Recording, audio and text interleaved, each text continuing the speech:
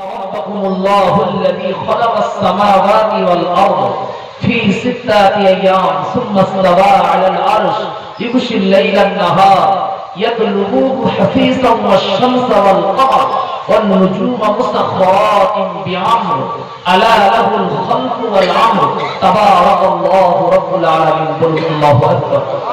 আল্লাহ তাবারক ওয়া তাআলা তিনি কোরআনে কারীমে বললেন ইন্না রাব্বাকুম নিশ্চয়ই তোমার রব আল্লাযী যিনি খালাকাস সামাওয়াত তোমরা যে আসমান দেখছো সামাওয়াত এই যে আসমান কে বানিয়েছে তুমি জানো এই আসমান বানিয়েছে তোমার রব তোমার প্রভু তোমার মালিক তিনি হলেন আল্লাহ। আবার বলছেন ওয়াল আরদ এবং জমিন এই আসমান জমিন সহ যা কিছু আল্লাহ পাক সৃষ্টি করেছেন মাত্র কয়দিনে কোরআনে কারীম বলছে ফি 6 আইয়াম মাত্র 6 দিনে কয়দিনে 6 দিনে। আচ্ছা এই জমিন আসমান যে আল্লাহ সৃষ্টি করেছেন এই জমিন আসমান সৃষ্টি করার পেছনে কি আল্লাহ কি কারোর সাথে সহযোগিতা নিয়েছেন? কারো থেকে বুদ্ধি কারো থেকে ক্ষমতা নিজের ইচ্ছায় নিজের বুদ্ধিতে নিজের শক্তিতে আল্লাহ তো সর্বশক্তিমান। আল্লাহ নিজেকে গর্ব করে বললেন ইন্নাল্লাহ নিশ্চয়ই আমি আল্লাহ আলা কুল্লি শাইইন কাদির সমস্ত ক্ষমতার ঊর্ধ্বে আমার ক্ষমতা বলুন সুবহানাল্লাহ। আল্লাহ থেকে সর্বশক্তিমান আল্লাহ তো সবার ঊর্ধ্বে তার ক্ষমতা নাকি আমরা দুনিয়ার সব শক্তি যদি এক হয় আল্লাহর শক্তিকে রুখে দিতে যাই পারবো? সম্ভব সম্ভব না। আল্লাহ হচ্ছেন সর্বশক্তিমান। কারোর কি বিমত আছে নাকি? কারোর কি সন্দেহ আছে নাকি? আল্লাহ হচ্ছেন সর্বশক্তিমান। আল্লাহ তাবারক ওয়া তাআলা তিনি হলেন সর্বশক্তিমান। তিনি জমিন আসমান সৃষ্টি করেছেন বটে কিন্তু কারোর থেকে তিনি সহযোগিতাও দেননি বুদ্ধিও দেননি নিজের ইচ্ছায় নিজের ক্ষমতায় তিনি সব বানানোর পরে তিনি আরশে আজিমে আসীন হয়েছেন বলুন সুবহানাল্লাহ। আরশে আজিমে তিনি আসীন হয়েছেন। আল্লাহর গোটা জাহানের তিনি প্রভু মালিক। আচ্ছা আমরা যদি আল্লাহর মানি তাহলে মনে হয় আল্লাহ খুশি হবে এবং আল্লাহ পাক রব্বুল আলামিন যে আরশে আজিম আসীন হয়ে আছেন আল্লাহ পাক রব্বুল আলামিন মনে হয় চিরস্থায়ী থেকে যাবেন। আর আমরা যদি আল্লাহকে না মানে মনে হয় আল্লাহর প্রতি চলে যাবে নাকি? এমনটি না। আল্লাহ সব যদি কাফের বেঈমান মুশরিক বেধর্মী হয়ে যায় আল্লাহ যেমন ছিলেন তেমন আছেন তেমনি বলেন বলেন তেমনি থাকবেন। আমরা আল্লাহকে মানলে যে আল্লাহ কি কোনো উপকার হবে নাকি?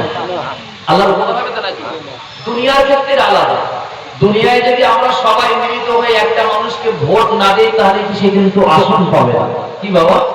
কিন্তু আল্লাহ রাব্বুল আলামিন এমন একজন স্রষ্টা এমন একজন মালিক তারাকে আমরা যদি নাও মানি তাতে আমার আল্লাহর কোনো ক্ষতি হবে না আর মানলেও আল্লাহর কোনো উপকার লাভ হবে না।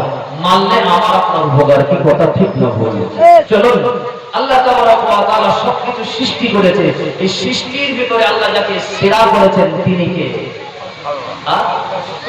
আল্লাহ বলে সৃষ্টির সেরা কে? মুহাম্মাদুর রাসূলুল্লাহ। সবাই বলি সাল্লাল্লাহু আলাইহি ওয়াসাল্লাম। নবীজি তো সৃষ্টির সেরা। আমাদের ইসলাম বলেন কিন্তু রাসূলুল্লাহর সিরাত সম্পর্কে রাসূলের আদর্শ সম্পর্কে লম্বা চওড়া আলোচনা করেছেন ঠিক না বলেন? একটা হচ্ছে সিরাতুন নবী আর একটা হচ্ছে মিলাদুন নবী। আপনাদের মাহফিলটা কি সিরাতুন নবী না মিলাদুন নবী? বলবেন দুটোই তো একই না। সিরাতুন নবী মানে হচ্ছে রাসূলুল্লাহ রেখে যাওয়া তরিকা। রাসূল করিম ৬৩ বছর জিন্দেগিতে যা নিদর্শনগুলো রেখে গিয়েছেন তার উপরে আমাদের আমল করে চলার নাম হচ্ছে সিরাতুন নবী। কথা বুঝতে পারছেন? আর মিলাদুন নবী মানে রাসূলের জন্ম বৃত্তান্ত নিয়ে আলোচনা করা। আর রাসূলের জন্ম বৃত্তান্ত আলোচনা করলেই কিন্তু মিলাদুন নবীর সাথে সিরাতুন নবী অলরেডি চলে আসে। আসে কি আসে না বাবা? একটা হচ্ছে সিরাত আর একটা হচ্ছে মিলাদ। বিশেষ করে এই 12 রবিউল আউয়াল নয় এই মাসটাকে আমরা উম্মতে মুহাম্মাদি যারা উম্মতে মুহাম্মাদির পাগল তারা কিন্তু মিলাদুন নবী বলেই জানে কি কথা ঠিক না ভুল বাবা? আল্লাহ তাবারক ওয়া তাআলা। আচ্ছা ভাই একটা কথা বলি মিলাদুন নবী করতে কারো কি বাধা টাধা আছে? না। আপনাদের দিকে কেউ বাধা টাধা দেয় নাকি? না না। অসুবিধা নাই তো? কিছু আবু জেহেল মার্কা হিংসুকের দল আছে ওরা মিলাদুন নবীকে পছন্দ করে না। আছে না নাই? আচ্ছা আবু জেহেল যদি হিংসা করে এতে কি আমার নবীর ইজ্জত সম্মান কমে যাবে? আচ্ছা আবু জেহেল কি ইতিপূর্বে অনেক রাসূলের দুশমনি করেছে নবীর শান কি নষ্ট হয়েছে নাকি বাবু? আবু জেহেলের মতো এই হাইব্রিড কাফের রাসূলের জমানায় ছিল বলে আমার নবীর শান ইজ্জত নবীর মুজিজার সংখ্যা অনেক গুণে বেড়েছে ঠিক না বলুন? তাই না? ও যত নবীর পেছনে দুশমনি করেছে নবী সাল্লাল্লাহু আলাইহি ওয়াসাল্লামের শান ইজ্জত মুজিজার সংখ্যা তত বৃদ্ধি পেয়েছে ঠিক না ভুল বললাম? ও যদি না বলতো মুহাম্মদ সাল্লাল্লাহু আলাইহি আসমানের চাঁদকে দ্বিখণ্ডিত করতে পারবে, যদি না বলতো হয়তো আমার আল্লাহ হাবিব হয়তো করতে হলো না। আর আবু জেহেল বলেছে বলি কিন্তু আল্লাহর হাবিব আঙ্গুলের ইশারা করেছে, আসমানের চাঁদ দ্বিখণ্ডিত হয়েছে। তাহলে আবু জেহেলের জন্য রাসূলের ইজ্জত বেড়েছে না কমেছে? জোরে বলুন, অনেক বেড়েছে। কেন? যদি রাসূলের জমানায় আসলি তুই না আসলে আমার নবীর ইজ্জত এত বাড়বে না। কি কথা ঠিক না বলবো? ইজ্জত তো অবশ্যই, কিন্তু সবথেকে বড় ইজ্জত আল্লাহ আমার হাবিবকে দিয়েছে। ঠিক না বলবো? ভাইয়া ভাইরা ভালো করে বুঝতে হবে, নবী আজ আমাদের মতন মানুষ কি মানুষ না। ইউনূস সাহেব কিছু বলেছেন, আমি কিন্তু এই কথাগুলো একটু দৌড়াবো জানি।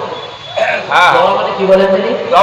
আপনি আওয়াল থেকে ভর্তি হয়েছেন, আপনি বুখারী খতম করার পরেও কিন্তু ভাই আপনাকে একটা হাদিসের দৌড়া দিতে হয়। দৌড়ায় হাদিস হিফজ করেছেন আলিফ থেকে নিয়ে সূরা নাস পর্যন্ত, পড়ার পরে কিন্তু আপনাকে কিন্তু দৌড়া দিতে হয়। দৌড়া বোঝেন? তার মানে যা বলেছে ওইগুলোকে একসাথে করে সুন্দর করে শুনিয়ে সুন্দর একটি জায়গায় আনার নাম হচ্ছে দৌড়া। কি কথা ঠিক না? সব কিছুকে আবার পুরানো জিনিসগুলোকে তুলে এনে আবার একটি করে পড়ার নাম হচ্ছে দৌড়া। কথা বুঝতে পারছেন? হুজুর কিন্তু বলেছে আমি কিন্তু দৌড়া দিয়ে যাবো, অসুবিধা আছে কথা কোনো ভালো করে বলবেন। আচ্ছা, নবী আমাদের মতো মানুষ কি এটা জিজ্ঞাসা।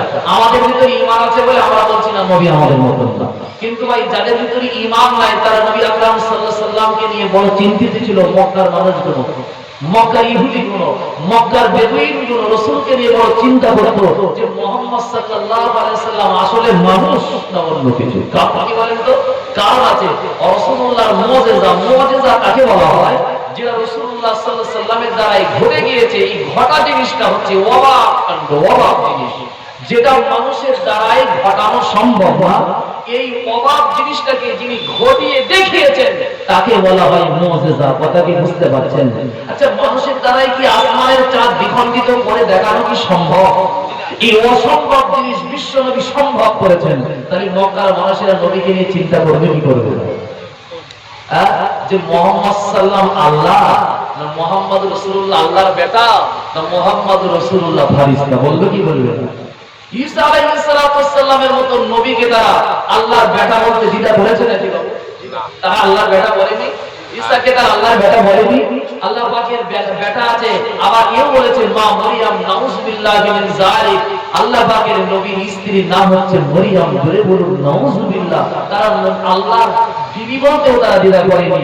যদি ঈসা নবীর মতন ওই সমাজের ওই যুগের মানুষ যারা জাহিলিয়াতের জামানাত থেকেও খারাপ ছিল, কি কথা বলেন না, তারা যদি ঈসা নবীকে আল্লাহর বেটা বলতে পারে, আর আমার নবী তো সবথেকে এমন একটা জমানায় আল্লাহ তাকে পাঠিয়েছে যে জমানাটার নাম হচ্ছে আইয়ামে জাহিলিয়াত, মূর্খের যুগ, অন্ধকারের যুগ। তাই বলে আচরণটা মানুষের মতন ছিল, আকৃতি মানুষ, কিন্তু আচার আচরণ, চাল চলন, কথাবার্তা, উঠা বসা, লেনদেন কিন্তু হিংস্র প্রাণী জন্তু জানোয়ারের মতন। কি কথা ঠিক না ভুল বলছো বাবা? আল্লাহর হাবিব সাল্লাল্লাহু আলাইহি সাল্লামের মুজিজা দেখে তারা অবাক হয়ে যায় যে মুহাম্মদ আসলে কি আল্লাহ না আল্লাহর বেটা না ফারিস্তা। আমাদের অন্য গায়ের ভাইরা যদি তাদেরকে একটু বড় কিছু দেখানো যায়, এ বলবে এ পীর বাবা, অমুক বাবা, আবার কেউ কেউ বলবে ভগবানের মতন। বলে কি বলে? ডাক্তার যদি একটু ভালো ওষুধ দেয়, ডাক্তারের ওষুধে যদি সব কিছু সেরে যায়, ওকে যদি জিজ্ঞাসা করে তুমি তো ওই ডাক্তারকে দেখাচ্ছ, ডাক্তারটা কেমন? তা বলছে অনেক ডাক্তারের ওষুধ খেয়েছি কিন্তু রোগ মুক্ত হইনি, কিন্তু আজকে যে ডাক্তারটা দেখিয়ে এসেছি ওই ডাক্তারটা এত ভালো। ও ডাক্তার না, আসলে ভগবান। ওরা ভগবান বলে কি বলে? তো ভগবান বলতে অসুবিধা নেই, যাকে তাকে ভগবান বলতেই পারে। এই কথা বুঝতে পারছেন ভাই? বিশ্বনবী রাহমাতুল লিল আলামিনকে দেখে মক্কার কাফেররা অবাক। মুহাম্মদ এই সমস্ত ঘটনাগুলো দেখাচ্ছে, পাথরকে কথা বলাচ্ছে, আসমানের চাঁদকে দ্বিখণ্ডিত করছে, গাছকে কথা বলাচ্ছে, পাথর তার দিকে সালাম দিচ্ছে। এইসব মুজিজা দেখে তারা অবাক হবে কি হবে? জি, আল্লাহ পাকের কোরআন, কোরআনের পারা নাম্বার হচ্ছে আপনার, কোরআনের পারা নাম্বার হলো শুনুন, সূরাটার নাম হলো সূরা কাহাফ, আয়াত নাম্বার 110। আপনার কিনা 16 নম্বর পারা, 4 নম্বর পৃষ্ঠা, 2 লাইন একদম সূরা কাহাফের লাস্ট আয়াত। আল্লাহ পাক কোরআনে কারীমে সূরা কাহাফের 110 নম্বর আয়াতে কি সুন্দর করে আমার নবীর পরিচয়টা শুনিয়ে দিয়েছে। গিয়েছে। মক্কার মানুষেরা আমার নবীকে নিয়ে চিন্তায় পড়ে গিয়েছিল, আসলে রাসূলুল্লাহ মুহাম্মদ সাল্লাল্লাহু মানুষ না অন্য কিছু। আমার আল্লাহ পাক হাবিবে কিবরিয়ার ইজ্জত সম্মানটা মানুষের কাছে বোঝাতে গিয়ে জিবরাইল আমিন রূহুল আমিনকে পাঠিয়ে দেয়। ও জিবরাইল, আমার হাবিবে কিবরিয়াকে বলে দাও আমার হাবিবকে নিয়ে তারা অন্য চিন্তা ভাবনা করতে লেগেছে।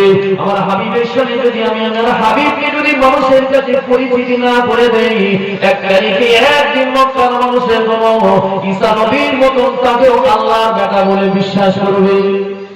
কি করবে? ঈসা নবীর মতন আমার হাবিবকেও আল্লাহর বেটা বলে দেবে। আল্লাহর ফেরেশতা জিবরাইল নামে সূরা কাফের শেষ নম্বর আয়াত 110 নম্বর আয়াতটা বিশ্বনবী হাবিবুল্লাহকে শুনিয়ে দিল। হে আমার হাবিবে কি আল্লাহ পাকের দোস্ত, আল্লাহ পাকের বন্ধু, মানুষ জাতিকে আপনি বলে দিন আপনাকে নিয়ে মক্কার মানুষেরা বড় চিন্তিত। কেউ বা বলে আল্লাহ, কেউ বা বলে আল্লাহ পাকের বেটা, কেউ বা বলে হে আসমানের ফেরেশতা। না না না না না না না, আপনি আল্লাহ নন, আপনি আল্লাহর বেটা নন, আপনি আসমানের ফেরেশতা নন, আপনি হলেন একজন মানুষ। জিবরাইল শুনিয়ে দেয়, কুল রাসূল আপনি বলুন ইন্নামা নিশ্চয়ই আনা বাশারুন মিসলুকুম, আপনি মানুষ জাতিকে বলে দিন আমি হলাম একজন তোমাদের মতন মানুষ ব্যতীত অন্য কিছু না। বলা যাবে কি সুবহানাল্লাহ? মানুষ, নবী তো মানুষ আকারে। কিসে বাবা? আকারে। আকারে না, নবীজি অন্য কিছু। নবী মানুষ তো নাকি বলেন হাত পা কান নাক মুখ ঠোঁট যা মানুষের প্রয়োজন আকৃতিতে রাসূলুল্লাহ মানুষ। আমার আল্লাহ হাবিবের এত বড় মর্যাদার মর্তবা দিয়েছে, আমার আল্লাহ হুজুরকে মানুষ বলে কিন্তু আয়াতটা শেষ করলেন না। তারপরে কি কোনো কথা আছে না নাই বাবা? আছে তো নাকি? সত্যি কি নবীজি আমাদের মতন মানুষ? আবু জেহেল মারতে বলে মুহাম্মদ সাল্লাল্লাহু আলাইহি ওয়াসাল্লাম, মুহাম্মাদের কথা বলছো? আমাদের মতন সৈয়দারি চাচার মতন। কি কথা ঠিক না? রাসূল সম্পর্কে তারা বলে না। এই কথা বুঝতে পারছেন? নবী আসলে হাকিকাত আমাদের মতন, আমাদের মতন না। নবী কে, তার পরিচয় কি, তার সম্মান কি, তার ইজ্জত কি একটু বুঝতে হবে। কে তিনি? তিনি আল্লাহ না আল্লাহর বেটা না ফেরেশতা না কি? আল্লাহ পাক কোরআনে কারীমে রাসূল সম্পর্কে পরিষ্কার করে দিলেন, আমার হাবিবকে নিয়ে তোমাদের আকীদা যেন খারাপ না হয়। আমার হাবিব একজন মানুষ, কিন্তু মানুষ বলতে কেমন? আবু জেহেলকে জিজ্ঞাসা করা হলো আমাদের নবী কেমন? আবু জেহেলকে জিজ্ঞাসা করেছে রাসূলের সাহাবী আমাদের নবী কেমন? আবু জেহেল বলছে তোমাদের সেই মুহাম্মদ সাল্লাল্লাহু আলাইহি ওয়াসাল্লামের কথা বলছো? আমরা সাল্লাল্লাহু আলাইহি ওয়াসাল্লাম বলি, কিন্তু আবু জেহেল বলছে তোমাদের মুহাম্মদের কথা বলছো? বলে হায় রে হায়, আল্লাহ মানুষ আর খুঁজে পায়নি। ইউনূস সাহেব বলছিলেন যে আবু জেহেল লা ইলাহা ইল্লাল্লাহ পড়তো কিন্তু মুহাম্মদ সাল্লাল্লাহু আলাইহি ওয়াসাল্লাম পড়তো না। কি কথা ঠিক না বলুন? মুহাম্মদ কে মানে সব মানব, মুহাম্মদ কোনদিন নবী হতে পারে না। কথা বুঝতে পারছেন? মুহাম্মদকে যদি নবী বলে আমাদের কর্তৃত্ব নেতৃত্ব আমাদের ইজ্জত সম্মান মাটিতে উঠে যাবে। আমরা কখনো মুহাম্মদকে আখেরি পয়গম্বর পয়গম্বর বলে কিন্তু জানতো নবী কিন্তু মানতো না। কি কথা ঠিক না বলুন? আসল চলে যাবে। কি চলে যাবে? ইজ্জত চলে যাবে। আমাদের সমাজে কিছু নেতা আছে দেখেন না, নবীকে নিয়ে যাই ইচ্ছা বলো মুসলমান আমি, কিন্তু কিছু প্রতিবাদ করবো না। কথা বুঝতে পারছেন বাবা? বুঝতে পারছেন? কোরআনে কারীমের একটা সূরা আছে, সূরাটার নাম সূরা কাফিরুন। আপনাদের মুখস্থ আছে? কুল ইয়া আইয়ুহাল কাফিরুন মুখস্থ নাই? এই সূরার শানে নজুল কি জানেন? এই যে কোরআন শরীফে 6666টা আয়াতে কারীমা এসেছে, প্রত্যেক আয়াতের পেছনে আয়াত অবতীর্ণ হওয়ার পিছনে একটা কারণ আছে। এই কারণ মানে হচ্ছে শানে নজুল। কথা বুঝতে পারছেন? আয়াতের অবতীর্ণ হওয়ার কারণ। এক তারিখে আবু জেহেল আমার নবীর কাছে এসে বলছে এই মুহাম্মদ বলেন সাল্লাল্লাহু আলাইহি ওয়াসাল্লাম একটা কাজ করলে কেমন হয়? নবীজি বলছে কি? বলছে আমাদের যে মহব্বত ভালোবাসায় ফাটল ধরেছে, ফাটল ধরেছে। ইতিপূর্বে আমরা সব এক ছিলাম, মহব্বত ভালোবাসা আদান প্রদান দেখাশোনা কথাবার্তা একসাথে বলে গল্প গুজব করা, কিন্তু আজ কয়েক মাস কয়েক বছর হচ্ছে যেন তোমাদের ভিতরে তুমি যে মুহাম্মদ নবী বলে যেদিন থেকে দাবি করেছো তোমাদের ভিতরে আমার ভিতরে যেন একটা আলাদা আলাদা আলাদা হিংসাত্মক ভাব এসে গেছে, যেন আলাদা আলাদা মনে হচ্ছে। এটা না করে একটা কাজ করলে কেমন হয়? কত আপনার কি কত প্রেম জানেন, কত যাতাই জিনিস না, হচ্ছে হাইব্রিড কাফের। কি কাফের? আচ্ছা ওর নাম কি আবু জেহেল বাবা? না। ইতিহাস কি বলে? ওর নাম আবু জেহেল না, ওর নাম আবু জাহল না, ওর নাম হচ্ছে আবুল হাকাম, জ্ঞানের পিতা। কিসের পিতা? কিন্তু এমন জ্ঞানটা যদি কাজে লাগাতে পারিনি বলে সমাজের মানুষকে শখ করে নাম দিয়েছে আবু জেহেল। যারা জেগে ঘুমায় ওদের ঘুম ভাঙাতে পারবে? ও তো জ্ঞানী হলে কি হবে, কিন্তু জ্ঞান কিন্তু কাজে লাগাই না। কথা বুঝতে পারছেন বাবা? ওর নাম আবুল হাকাম, জ্ঞানের পিতা থেকে আবু জাহল মূর্খের পিতা করা হয়েছে। খুব ঠান্ডা মাথায় বলছে আমার নবীকে বলছেন মোহাম্মদ একটা কাজ করলে কেমন হয়? কি চাচা? আমরা সব এক হয়ে যাই। আচ্ছা কথাটা ভালো না খারাপ? আমরা সব এক হবো, আমাদের ভিতরে হিংসা বিদ্বেষ মারামারি কাটাকাটি হানাহানি আপনার কিনা এই যে গীবত গিল্লা এসব কিছু থাকবে না, আমরা এক হবো। আচ্ছা কথাটা ভালো না খারাপ? এই কথাটা যদি কেউ শুনে ফেলে মুসলমানদের মতন হিংসুটি আর কেউ বলবে কি বলবে না? আবু জেহেল বলছে মোহাম্মদ আমরা এক হবো, কথাটা ভালো না খারাপ? ভালো। সবাই বলেন ভালো না খারাপ? একটা পাগলও বলবে কথাটা ভালো। তা নবীজি বলছে তো ভালো কথা, আমরা যদি এক হয়ে যাই তাহলে তো ভালো কথা। কথাটা তো কোনো খারাপ নয়, খুব বুদ্ধিমান তো। তা কি করতে হবে? বলছি এক কাজ করলে কি হয়, এই কাবা শরীফের ভিতরে 360টি প্রতিমা আছে। প্রতিমা বলেন তো মূর্তি। এই প্রতিমার আমরা উপাসনা করি, আর তোমরা উপাসনা করো এক আল্লাহ। এক আল্লাহ। একটা কাজ করলে কেমন হয়? নবী তো আবু জেহেলের থেকেও বড় বুদ্ধিমান। কি কথা ঠিক না? কি কাজ? কি কাজ? বলছি এক কাজ করলে কি ধরে না সপ্তাহে 7 দিন, 7 দিনে তো এক সপ্তাহ। আবু জেহেল বলছে আমাকে আবার যেন পরে তুমি হিংসুটে ভুলো না যে চাচা বড় হিংসুটে। সপ্তাহে 7 দিন হয়, 4 দিন তোমাকে দিলাম, 3 দিন আমি নিলাম। এই কথা বুঝতে পারছেন? হ্যাঁ। 4 দিন তোমার, 3 দিন আমার। আমার কি বুদ্ধি দেখে। তারপরে বলছে 3 দিন আমার, 4 দিন তোমার, তুমি আমার ভাতিজা বলে একটা দিন তোমাকে বাড়িয়ে দিলাম। কি করতে হবে?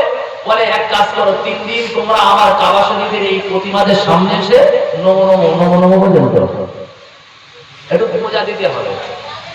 আর যদি তুমি 3 দিন আমার প্রতিমাদের পূজা দাও তোমার সঙ্গ ভঙ্গ নিয়ে, আমি আবু জেহেল কথা দিচ্ছি আমি 4 দিন করে তোমার আল্লাহর নামাজ পড়ে দেবো। আচ্ছা কথাটা ভালো না খারাপ?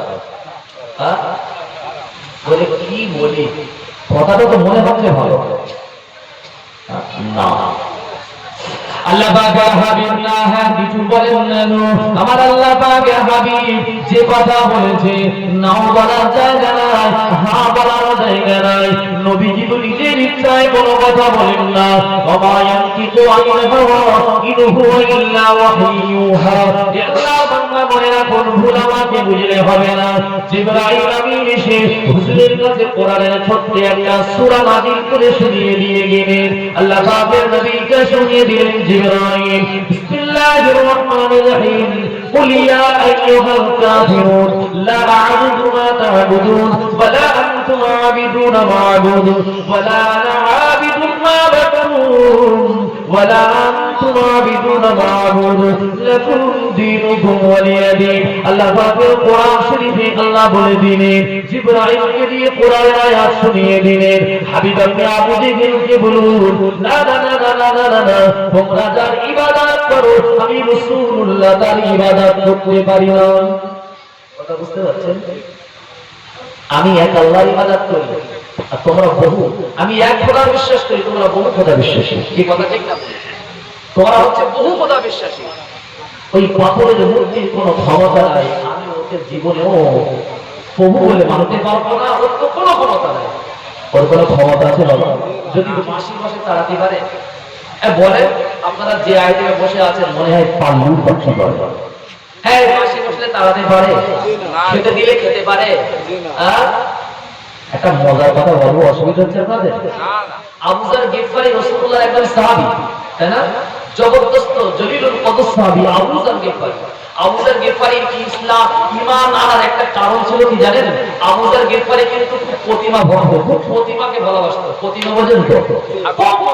ঠাকুর, খুব মূর্তি, পকেটে ছোট ছোট ঠাকুর বানিয়ে পকেটে রাখতো। বরকত হবে, পয়সা দিতে কি করবো, বরকত হবে। পকেটে, হাতের মুঠোয়, প্যাকেটে যে বাজারের বরকত, আর পকেটে রাখা মানে টাকার বরকত। তা আবুজার গেফারি খুব প্রতিমা ভক্ত ছিল, সুন্দর ঠাকুর বানিয়ে প্যাকেটে পকেটে ঘরের কোপরে রেখে দিত। আবুজার গেফারি বলছে একদিন বাজারে যাচ্ছি, বাজে কথা নাই কিন্তু, আবুজারকে ঢেকাইতে সাহাবাতে এসেছে, আবুজার গেফারি বাজারে যাচ্ছে, হুজুরের খুব পেশাব লেগেছে, কথা বুঝতে পারছেন? আবুজার গেফারি রাদিয়াল্লাহু আনহু ওই সময় প্রতিমাটাকে রাস্তার উপরে রেখে দিয়ে হুজুর এক সাইডে পেশাব করতে গিয়েছেন, কথা বুঝতে পারছেন? এখন পেশাব করে যখন ফিরে এসে দেখছে পুরো ঠাকুরের মাথা থেকে পা পর্যন্ত টপ টপ করে যেন কি পড়তেছে, পানি পানা, কথা বুঝতে পারছেন? কথা বুঝতে পারছেন? আবুজার গেফারি মনে মনে করতেছে প্রতিমা আমাকে না পেয়ে মনে হয় কান্দিও কান্দি পারে, কথা বোঝেন না? তার গায়ের কাপড়টা নিয়ে প্রতিমাকে এমন করে সুন্দর করে মুছিয়ে দিচ্ছে, মুছাচ্ছে, কিন্তু যত মশায় তত পেশাব পেশাব বন্ধ হয়, কথা বলছেন না? তাহলে বলে কাঁপতে যদি এত পাপ বন্ধ হবে কেন, কথা বলেন না? আবুজার গেফারি চতুর্দিকে তাকিয়ে দেখে একটা কুকুর ওই দূর থেকে যাচ্ছে, বলছে আমার বুঝতে আর বাকি নেই, আমার বুঝতে আর বাকি নেই, কুকুরের কাজ, ভুল বুঝবেন না। আবুজার গেফারি প্রতিমাগুলো সব পকেট প্যাকেট থেকে নিয়ে মাটিতে আছাড় মেরে মেরে ভেঙে ফেললেন। বিশ্বনবী রাহমাতুল লিল আলামিনের কাছে গিয়ে বললেন, ইয়া রাসূলুল্লাহ, ইয়া হাবিবাল্লাহ, আপনার কথা আমার বুঝে এসেছে, আপনি একদিন বলেছিলেন এ তোমাদের কোনো উপকার করতে পারবে না, না তোমাদের কোনো ক্ষতি করতে পারবে, এদের আসলে কোনো ক্ষমতা না, একে তোমরা প্রভু বলে মালিক বলে যেন খবরদার ঘোষণা করবে না। আবুজার বুঝতে পারলেন যে পুকুরের পেশাব থেকে নিজের শরীরকে বাঁচাতে পারে না, জাহান্নামের আগুন থেকে, নরকের আগুন থেকে আমি একজন তার ভক্ত, আমাকে আগুন থেকে কি করে বাঁচাবে? যে নিজের শরীর পেশাব থেকে বাঁচাতে পারলো না, আমাকে জাহান্নাম থেকে কি করে বাঁচাবে? কথা কি বুঝে এসে আল্লাহর নবী রাহমাতুল লিল আলামিনের দরবারে গিয়ে বললেন, ইয়া রাসূলুল্লাহ, ইয়া হাবিবাল্লাহ, অন্তরে হাবুডুবু খাচ্ছিলাম, পুরা সাগরে হাবুডুবু খাচ্ছিলাম, ইয়া রাসূলুল্লাহ, আমার ভুলটা আমি বুঝতে পেরেছি, আপনার কথাটা আমার মাথায় লেগে গিয়েছে, আপনার নূরের হাত মোবারকটা একটু কি আবুজার গেফারির জন্য আগিয়ে দেওয়া যাবে? আমার এই কলুষিত কালিমার হাতটা আপনার রহমতপূর্ণ নূরের হাতে লাগিয়ে দিয়ে আমি আমার জিন্দেগীর সব গুনাহগুলো মোচন করে নিয়ে আমি আপনার দিওয়ানা হয়ে যেতে চাই। জোরে বলুন সুবহানাল্লাহ। আল্লাহ নবীর হাতে দিয়ে আবুজার গেফারি ঈমানের কালাম কালেমা শরীফ পড়ে মুসলমান হয়ে গিয়েছিলেন।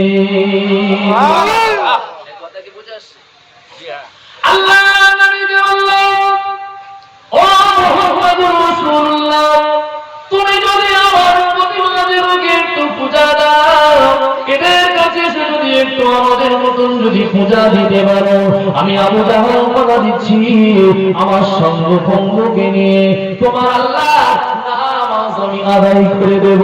আমার আল্লাহ কি ওই হাইব্রিড কাফারের নামাজের কোনো দরকার আছে? আছে? আচ্ছা, কথাটা ধারণা করা জি খুব ভাতৃত্ব, ভালোবাসা, মহব্বত, সম্প্রীতির কথা বলে যাবো, বাবা ও তো জানে কোথায় খাবারলে মোহাম্মদ বিচ্যুতি হবে, কথা বলেন না? কিন্তু আমার আল্লাহর হাদিকে কি বিচ্যুতি করেছে বলে মনে হয়? হাকিকাত কোন অবস্থাতে আল্লাহ আমার হুজুরের শান নষ্ট করেনি, কি কথা ঠিক না বলুন? হ্যাঁ বাবাজি, আমি যে কথা বলছিলাম, আমাদের তো কাণ্ডজ্ঞান নাই। আজ বিশ্ব নবীর জন্য ফ্রান্সের যে মানুষ রাসূলুল্লাহর কার্টুন তৈরি করেছে, রাসূলের আশিক হয়ে বাধা দিতে গিয়ে জীবন দিয়ে দিয়েছে, তারা নবী ছাড়া কিছু বোঝে না। কিন্তু আমরা আমাদের ঈমান তো দূরের কথা, আমরা আমাদের নিজের জায়গা ছাড়া কিছু বুঝি না, ঠিক না ভুল বাবা? নবীর জন্য কি করতে হবে? এদিকে মুসলমান, ওদিকে দেখো মন্ডপে গিয়ে পুজো উদ্বোধন করতেছে, কত বড় হাইব্রিড কাফের, বুঝতে পারছেন বাবা? ইসলাম স্বীকৃতি দেয়নি। রাসূলকে যদি বলতো ঠিক আছে আপনি ওদের মূর্তি প্রতিমা পূজা করেন আর ওরা নামাজ পড়ুন, আপনি করেন দুজনে মিলেমিশে, হক আমার বান্দা মিলেমিশে তোমরা বাস করো, বলেছে নাকি বাবু? বলেছে নাকি বাবু? আল্লাহর কসম, এই মূর্তি পূজা বলেন ওদের সাথে এই আচার আচরণ করাটা শরীয়ত স্বীকৃতি নাই। যদি থাকতো তাহলে আমি আপনাদেরকে বলতাম কোনো অসুবিধা নাই, আপনি আপনার ধর্মকে মানুন, তারা তাদের ধর্মকে মানুন। রাসূল বলেছেন লাকুম দীনুকুম ওয়ালিয়াদিল্লাহ, সূরা কাফিরুল লাস কথা কি লাকুম দীনুকুম ওয়ালিয়াদিল্লাহ, তোমার ধর্ম তোমার, ওদের ধর্ম ওদের। কারো ধর্মে তুমি আঘাত দিতে দিও না, কারো ধর্মে তুমি আঘাত দিতে যেও না। এর নাম হচ্ছে ইসলাম, কথা কি বুঝতে পারছেন বাবা? এর নাম কি? ইসলাম। এর নাম কি? ইসলাম। ইসলামে আছি, ইসলামে থাকবো, কোনোদিন কারোর দাসত্ব করতে পারবেন না। কথা বুঝতে পারছেন বাবা? সব বাদ দেন। তাহলে আবু জেহেলকে বলা হয়েছে যে তোমাদের নবী কেমন, এই কথা বলছিলেন তো নাকি? এই কথা বলছিলাম তো না? তোমাদের নবী কেমন? তা আবু জেহেল বলছে তোমাদের নবী মুহাম্মদের কথা বলছো সাল্লাল্লাহু আলাইহি ওয়াসাল্লাম, তোমাদের নবীর কথা বলছো? বলছে হ্যাঁ। বলছে পৃথিবীতে আমার আল্লাহ লোক আর পাইনি, মুহাম্মদ সবথেকে একটা কালো কুৎসিত মানুষ, মুহাম্মাদের উপরে আল্লাহ নবুয়ত দিয়েছে। আমি আবু জেহেল মুহাম্মদ সাল্লাল্লাহু আলাইহি ওয়াসাল্লামের মতন কালো আজ পর্যন্ত দেখিনি, আর কিয়ামত অবধি আসবে বলে আমার জানা নাই। মুহাম্মদ সবথেকে কালো। আচ্ছা আবু জেহেল সত্যি বলেছে না মিথ্যা বলেছে? হ্যাঁ মিথ্যা বলেছে। দেখা যাক সাহাবী আবু জেহেলকে জিজ্ঞাসা করে মনটা খারাপ যে নবী তো আসলে কালো না, কালো হলো কেন? মনের দুঃখে হাসছেন হযরতে আবু বকরের সাথে দেখা।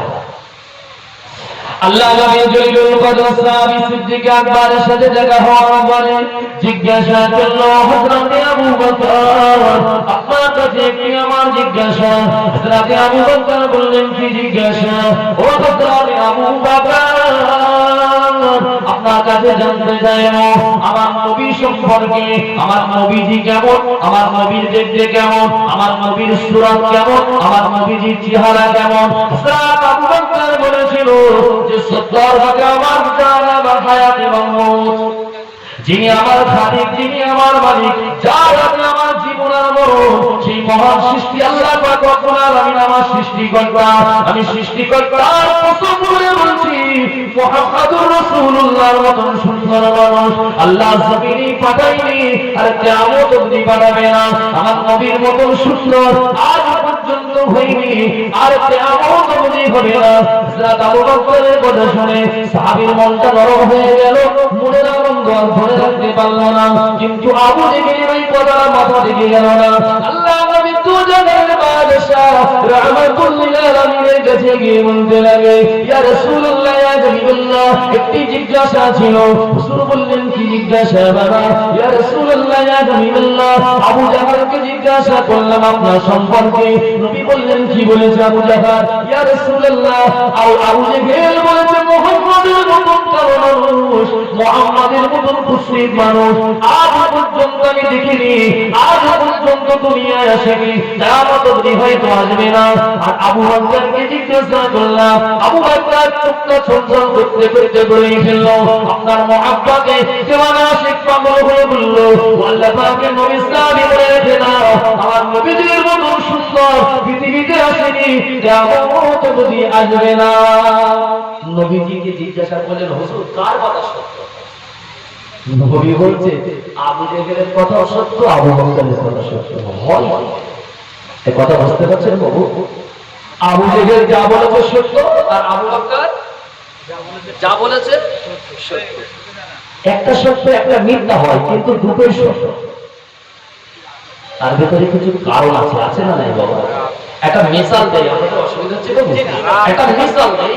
অনেকে দেখবেন ৮০-৮৫ বছর মুরব্বী যারা হয় চোখ স্ক্রিনে পড়ে, চোখ অপারেশন করে দিয়েছেন, চোখ অপারেশন করার সময় একটা করে কালো রঙের চশমা দেয় না ডাক্তার? ছুটি দেওয়ার সময় মুরব্বী যেন চশমা খুলবে না, বলে কি বলে না?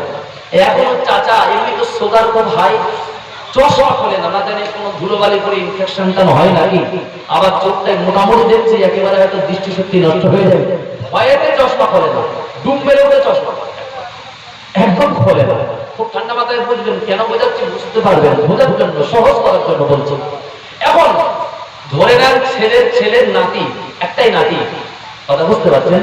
ছেলের নাতিটা উপযুক্ত হয়েছে, মোটামুটি 25-26 বছর বয়স হয়েছে, বাপের শখ হয়েছে আমার ছেলেকে বিয়ে দেবো। এখন নাতির দেখাশোনা আর দাদা আর নাতির একটা বিরাট ভালো সম্পর্ক না বাবা? এই তুই মার পিট পাঁজা পাজি কিলো বলি টানা টানি, এই বিরাট হয় না দাদার সাথে? পৃথিবীর সব থেকে কাছের বন্ধু দেখতে থাকতে হয় দাদা আর দাদি, ঠিক না বলবো বাবা? এরা নাতিকে অত্যাধিক মহব্বত করে কি করে না বাবা? চোখের আড়াল হয়ে গেলে আমার ভাই কোথায় গেছে বলে কি বলে না? দাদা দাদিকে বেশি মহব্বত করবেন, তাদের অবস্থায় কিন্তু আজ বাবা এবং মা হয়েছেন, ঠিক না বলুন? দাদা দাদির ভালোবাসতে হবে কি হবে না? এটা রাসূলুল্লাহর একটি সুন্নাত, কথা বুঝতে পারছেন? নাতিকে ভালোবাসা কি নবীজির সুন্নাত না? নবীজি হাসান হোসেনকে ভালোবাসতেন। নূরের নবী আমার হাসান হোসেনের শখ মেটানোর জন্য ঘোড়া হিসাবে ব্যবহার, হুজুর ঘোড়া হয়েছেন আর হাসান হোসেন চড়ে বসেছেন, কথা বুঝতে পারছেন? কতটা মহব্বত ছিল তাদের। তা দাদাকে বলে, দাদা তুমি যাবে আমার মেয়ে দেখতে? বলতে কি পাগল, যাবো না মানে? এমনি তো 85 হয়ে গেছে, হয়তো তোর বিয়ে পর্যন্ত নাও আমি বাঁচতে পারি, কথা শরীরের কন্ডিশন ভালো না, যাবো মানে অবশ্যই যাবো। এখন দাদাকে নিয়ে নাতি মেয়ে দেখতে গিয়েছে, কথা বুঝতে পারছেন? এখন মেয়ে দেখতে গিয়েছে, ছেলের মেয়ের ঘর থেকে সব থেকে বিরাট পছন্দ, আর মেয়ে তো অপূর্ব, দেখতে অতি সুন্দরী, এক দেখায় পছন্দ হয়ে গেছে। এবার দিনখান হবে, নাতি দাদাকে আলাদা দেখে বলছে, দাদা ভাই বিয়ে তো হবে, নাচতেও তো হবে, তোর কিরাম দেখলি মেয়েটা? তা বলতে, তোর চোখ না চুলো, কথা বুঝতে পারছেন? তোর চোখ না চুলো। বলছে কারণ? বলে তুই একটা রাজপুত্রের মতন, আমার নাতি কি সুন্দর তোর চেহারা, দেখে দেখে তোর একটা কালো রঙের মেয়ে পছন্দ হলো।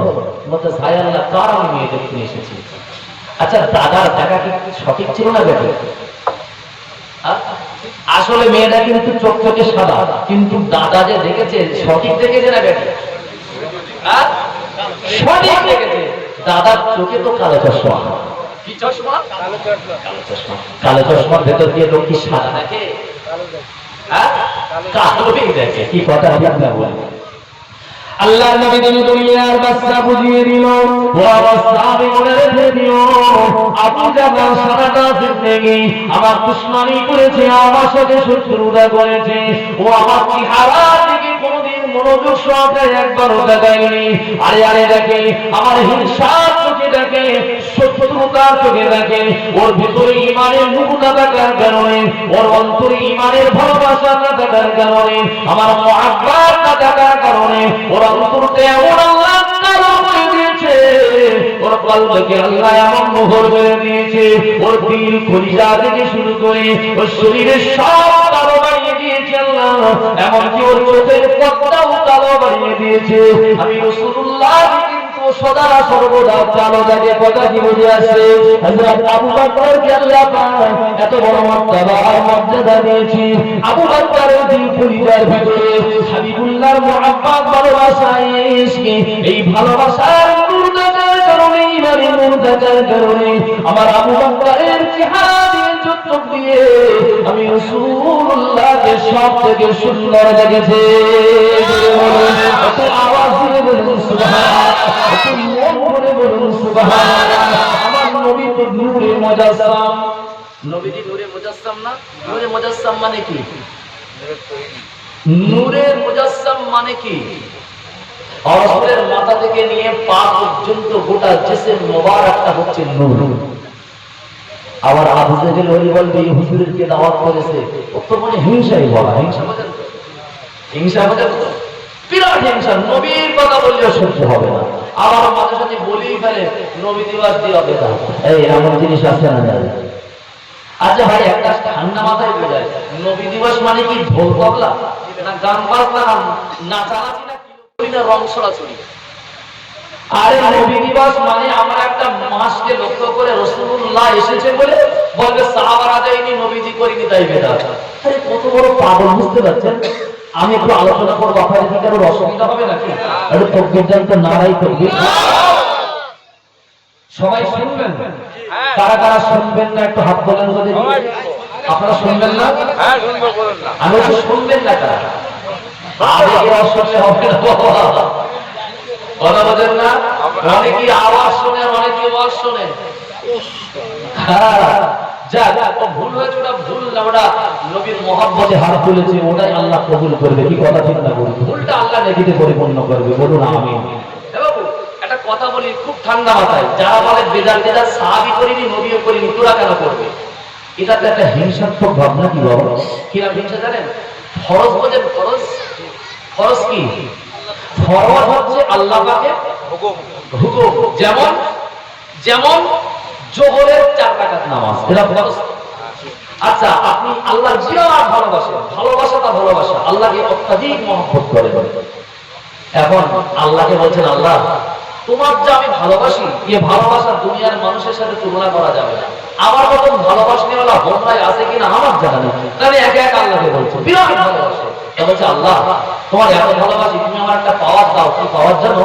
আল্লাহ কাল থেকে সবাই যোহরের 4 রাকাত করে পড়ে, আমি 5 রাকাত করে পড়বো। আচ্ছা 5 রাকাত যদি কেউ পড়ে নামাজ হবে? ঈমান চলে যাবে। কি চলে যাবে বাবা? কেন ফরজের কিন্তু কাটছাট করা যাবে। কেউ যদি আবার 3 রাকাত করে পড়ে তাও হবে। 4 কোনদিন 3 ও হবে না, 4 কোনদিন 5, বলেন 5 হবে না। আমি বুঝাচ্ছি কেন, বুঝতে যাতে সুবিধা হয়। ফরজ বাদ দেন, ওয়াজিব মোটামুটি ফরজের কাছাকাছি নিয়ে কারো দ্বিমত, কথা বুঝতে পারছেন? ওয়াজিব আর ফরজ নিয়ে ওরা দ্বিমত করে না। দ্বিমত হচ্ছে সুন্নাত, তাও একটু দ্বিমত আছে। সুন্নাত দুই প্রকার, একটা সুন্নতে মুআক্কাদা, একটা সুন্নতে গায়ের। সুন্নতে মুআক্কাদা মানে হচ্ছে নবীজি যেটা করেছেন, সাহাবাদেরকে করার আদেশ দিয়েছেন, এটাকে বলা হয় সুন্নতে মুআক্কাদা, তাই না? যেটা হুজুর করেছেন, সবাইকে করার অনুমতি দিয়েছেন, অনুমোদন যাতে আছে, হুজুর করেছেন, এটা সুন্নতে মুআক্কাদা। যেমন যোহরের 4 রাকাত সুন্নাত, ফজরের 2 রাকাত সুন্নাত, মাগরিবের 3 রাকাত সুন্নাত, এটাকে বলা হয় সুন্নতে মুআক্কাদা। সুন্নতে গায়ের মুআক্কাদা কি? নবীজি করেছেন, কাউকে করার অনুমতি দেননি। যেমন আসরের 4 রাকাত, আমি সংক্ষেপ বলতেছি, লম্বা চওড়া।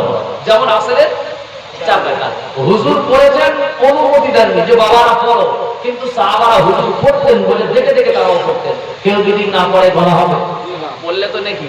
তাহলে সুন্নত মোটামুটি বুঝে ফেললেন। এবার নফলের বিরত। একটা কথা বলি, নফলের কি কোনো সাহাবা থেকে, নবীজি থেকে কোনো কি নফলের কোনো সীমা সংখ্যা বেঁধে দেওয়া হয়েছে? যে তাহাজ্জুদের নামাজ তো 50 রাকাত, 12 রাকাত, 8 রাকাত, 4 রাকাত, কোনো নির্দিষ্ট আছে? 8ও পড়তে পারেন, 2ও পড়তে পারেন, 4ও পড়তে পারেন, 20ও পড়তে পারেন, 30ও পড়তে পারেন। কি কথা ঠিক না? ইশরাক চাষ কোনো কি সীমা আছে? ভালো করে বুঝবেন, বুঝলে কিন্তু পাগলামি সেরে যাবে। ধরে নেন, তর্কের খাতিরে বলছি, নবীজি ধরে নেন যোহরের পরে আসর পর্যন্ত, তর্কের খাতিরে বলছি, ধরে নেন কোন সময় নফল নামাজ পড়েননি, কোন সাহাবাও পড়েননি। আমি যদি পড়ি যোহরের পর থেকে আসর পর্যন্ত, তর্কের খাতিরে বলছি, নবীজি ধরে নেন পড়েননি, এর কোনো আমাদের জানা নাই, সাহাবা পড়েছেন তা আমাদের ধরে কোনো দলিল নাই। আমি যদি নফল নামাজ যোহর থেকে আসর পর্যন্ত পড়ি, গুনাহ হবে? নবীও পড়েনি, সাহাবাদারও পড়েনি। কি নবীজি ধরেন 4 রাকাত পড়েছে কি 6 রাকাত পড়েছে, ধরে নেন যোহরের পরে নফল, আমি যদি 20 রাকাত পড়ি, কি গুনাহ হবে? কত ভালো বুঝতে পারছেন? গুনাহ হবে কি? নফলের কোনো নির্দিষ্ট সীমা সংখ্যা নাই। নফল মানে ইচ্ছা অনুযায়ী পড়ো, ইচ্ছা মতন পড়ো। কি কথা ঠিক না ভুল? আরে পাগলা, নবী দিবস ফরজ মনে করি না আমরা, আমরা আহলে সুন্নাতুল জামাত বিশেষ আমরা সুন্নত মনে করি নি, ওয়াজিব মনে করি নি।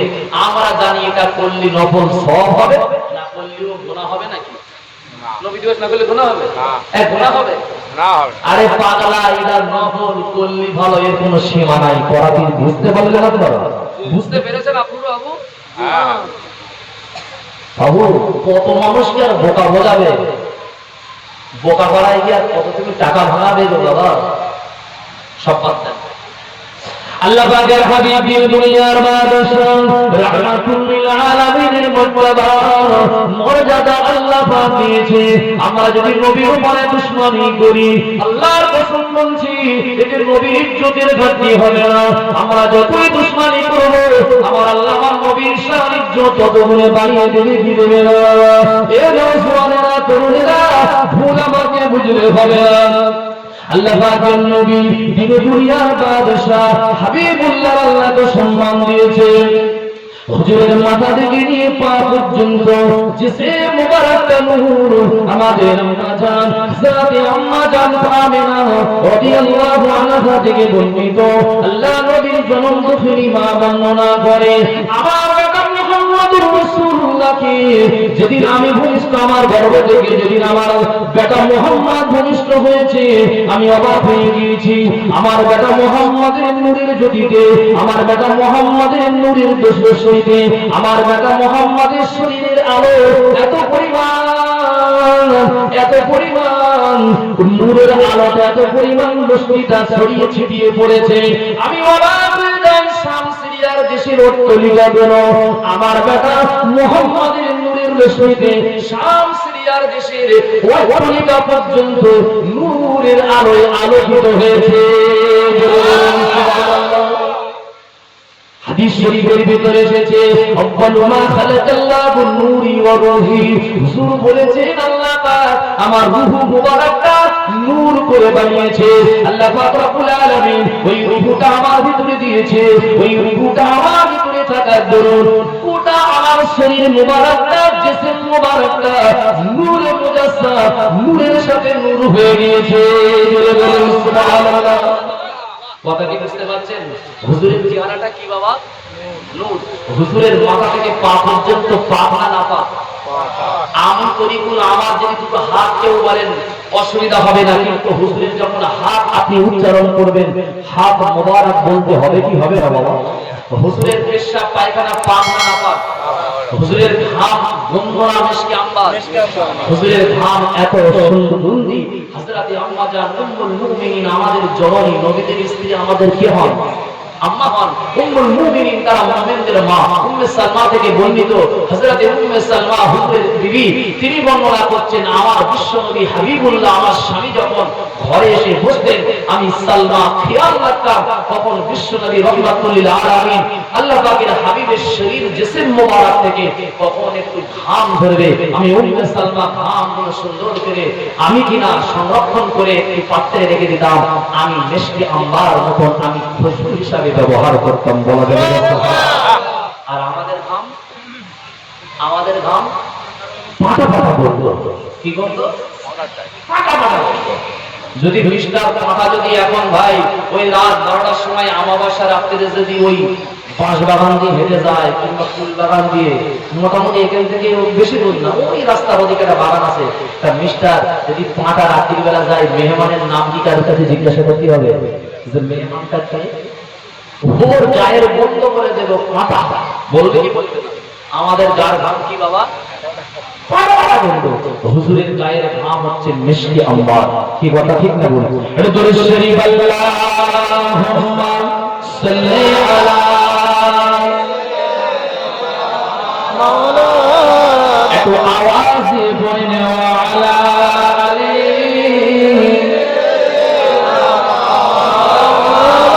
রহমতে আলম নবী নূরে মুজাসসাম রহমতে আলম নবী নূর মুজাসসাম আর সাহাবীরা আতর বানাই ওই নবীজির ঘাম সাহাবীরা আতর বানাই ওই নবীজির ঘাম বলুন সুবহানাল্লাহ সাহাবীরা নবীজির ঘাম আতর হিসেবে ব্যবহার করতেন কি কথা ঠিক যাবো তাই কবি বলছে রহমতে আলম নবী নূর মুজাসসাম আর সাহাবীরা আতর বানাই ওই নবীজির ঘাম উস্তুনে ঘানা একটি খাজুর গাছের নাম যাকে ধরে হেলান দিয়ে খুতবা দিতেন রাসূল আকরাম নবীর বিরহে গাছ কাঁদিতে রহে নবীর বিরহে গাছ কাঁদিতে রহে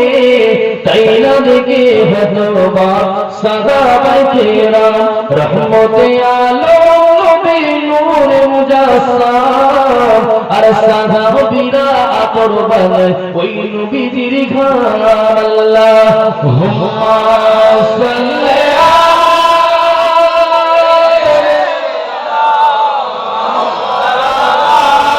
আলা আলী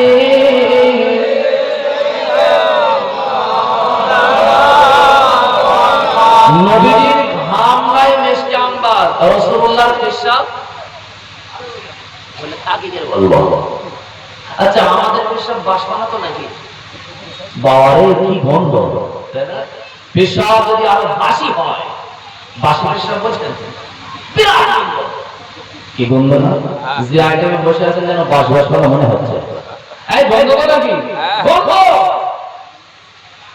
আর হুজুরের পেশাব হচ্ছে মিশকে আম্বার কোথায় আছে হেকায়ায়ে সাহাবাতে পড়েছি বিশ্বনবী রাহমাতুল লিল আলামিন মাজুস অবস্থা হুজুর একদিন রাতের বেলা পাত্রে পেশাব করেছেন কথা বুঝতে পারছেন সাহাবীকে লক্ষ্য করে বলেন বাবা সকালবেলা যে বাবা পেশাবটা তো ফেলে দিয়েছিল আহা আল্লাহ পাকের হাবিব দুনিয়ার বাদশা রাহমাতুল লিল আলামিন সরদার আলম তাজদার মদিনা আহমদে মুস্তাফা হাবিবে বিবিরিয়া বিশ্বনবী রাহমাতুল লিল আলামিনের পেশাব মোবারক ফেলে দেওয়ার জন্য যিনি সাহাবী কি করলেন পাত্রটা নিয়ে হুজরা থেকে বার হয়ে গিয়ে খেলার জন্য এগিয়ে গেলেন। আল্লাহ পাকের বান্দা মনে রাখো, বিশ্বনবী রাহমাতুল লিল আলামিনের পিছলা মোবারকটা হাতে তুলে নিয়ে যখন খেলতে যাবে, পিছলা থেকে মশকে আম্বারের থেকে সুগন্ধ যেন জারি হয়ে গিয়েছে। হুজুরের সাহাবী আশিকি নবী আশিকি রাসূল হয়ে গিয়ে ওই পিছলাটা জমিনে ফেলে দিয়ে চিন্তা করলো, যদি হুজুরের পিছলা মোবারকটা আমি যদি জমিনে ফেলে দিয়ে যাই, কাফের বেঈমান মুশরিক বিদুইনগুলো বিশ্বনবী রাহমাতুল লিল আলামিনের পিছলাতে যদি কদমটা রেখে হেঁটে হেঁটে হেঁটে হেঁটে হেঁটে হেঁটে চলে যায়, কিয়ামতের দিন আল্লাহ পাকের দরবারে বেয়াদবির কাতারে আল্লাহ আমাকে দাঁড় করাবে। আল্লাহ পাকের হাবিবের পিছলাটা কোথায় রাখি, কি করব? পিছলা থেকে খুশবু বেরিয়ে যায়, হুজুরের পিছলা মোবারকটা আল্লাহ পাকের নবী সাহাবী কি করলেন? হুজুরের সাহাবী ওই সময় পিছলাটা পান করে নিয়েছেন। জোরে বলুন সুবহানাল্লাহ। আমাদের পেশাব যদি কেউ খায় কি হবে? কলেরা হবে। কলেরা কলেরা এখনকার ছেলেরা কলেরা বোঝে না, মুরব্বীরা বলতে পারবে কলেরা কি। আগে গ্রামে সব কলেরা রোগ হতো, তাই না বাবা? যার এখন নাম হয়েছে ডায়রিয়া, তাই না? কলেরা হবে। পেশাব পাক নাপাক পরের কথা। এখন পরে বাংলাদেশ থেকে এসেছি, ফোন করায় আমি হুজুরের হাতে বাদ দিয়ে বায়া করে আমি পেশাবের বাড়ি যাবো, ধরে না। এখন বাংলাদেশ থেকে এসে হুজুরের হাতে হাত দিয়েছে, 40 বছর ইলমে তাসাউফ আমল করে হুজুর সবক দিয়েছে, আমল করেছে, আমল করে আল্লাহর ওলি হয়ে গেছে, বিশ্বাস হয়ে গেছে। কথা বুঝতে পারছেন? এখন ধরে না ওই মুরিদরা এখন খলিফা হয়ে বাড়ি ফিরবে। এখন বিশ্বাস বলছে, বাবা যাবি তো? ভারতবর্ষ বলে, ইন্ডিয়া বলে, পশ্চিম বাংলা বলে অতটা তো টেনশন নিতাম না, যেমন তখন আসতে পারতিস, কেন বাংলাদেশটা আসতে অনেক কষ্ট হবে। তো বাবা যাচ্ছি, যে আমার যতটা মহব্বত করি সেটা মোহাম্মদের নমুনা দেখতে চাই। তখন তো হুজুর আপনি যা বলবেন তাই। বাবা বোঝানোর জন্য বলছি, বাবা আমার হিসাবটা থাম করে দেয়। আচ্ছা কেউ খাবে বলবে, হুজুর 40 বছরের মুরিদ আছে, হুজুর যা দিয়েছেন সব ফিরিয়ে নেন। আমার কি হওয়ার স্বপ্ন, ফির হওয়ার দরকার নেই। কেন আমার মতন মানুষ আপনার পেশাব খেতে পারবে না? কি বলা ঠিক না? পেশাব কি খাওয়ার জিনিস? বলবো হুজুর যা দিয়েছেন সব ফিরত দেন, আমার দরকার নেই, আমি পেশাব খেতে পারবো না। একটা মানুষের কতটা মিল মহব্বত, কতটা মহব্বত অন্তরে আসলে পেশাব খাওয়ার মতো মন মানসিকতা আসে। অত্যাধিক মহব্বত তো নাকি বলে, অত্যাধিক ভালোবাসা না, অত্যাধিক ভালোবাসা।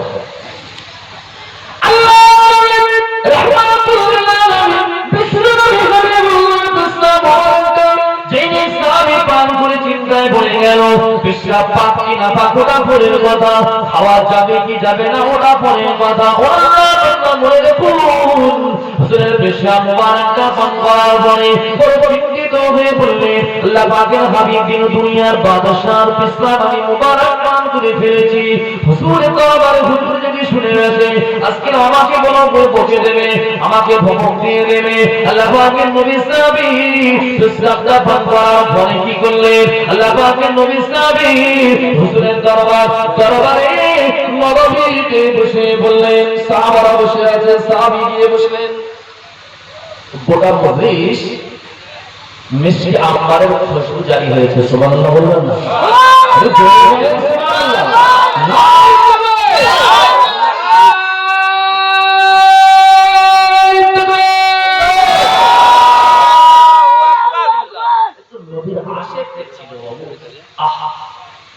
এখন এ ওর দিকে ও এর দিকে তাকায়, খুশবু কোথা থেকে খুঁজে পায় না।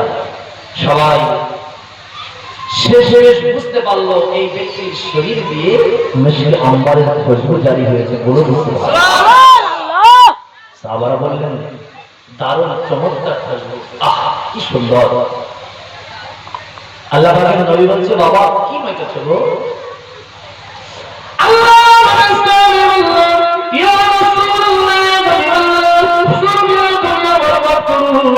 হুজুর বিয়াদবি করে বলেছি, ক্ষমা করুন বাবা, ও তো ভয়ে একদম কিনা কোণঠাসা হয়ে আপনার কিনা জড়সড় হয়ে বসে পড়েছে, জানি একটা আমি চরম বিয়াদবি করে ফেলেছি। আল্লাহ নবী বললেন, বাবা কি বলবো, তোমার শরীর দিয়ে কি সুন্দর সুন্দর খুশবু বার হয়। সাহাবী বললেন, ইয়া রাসূলুল্লাহ ইয়া হাবিবাল্লাহ, তুমি আর বড় খুশবু দেবো। ইয়া রাসূলুল্লাহ ইয়া হাবিবাল্লাহ, আমার শরীরের লোম দিয়ে পশমের গোড়া দিয়ে যে খুশবুটা বার হচ্ছে তার একটা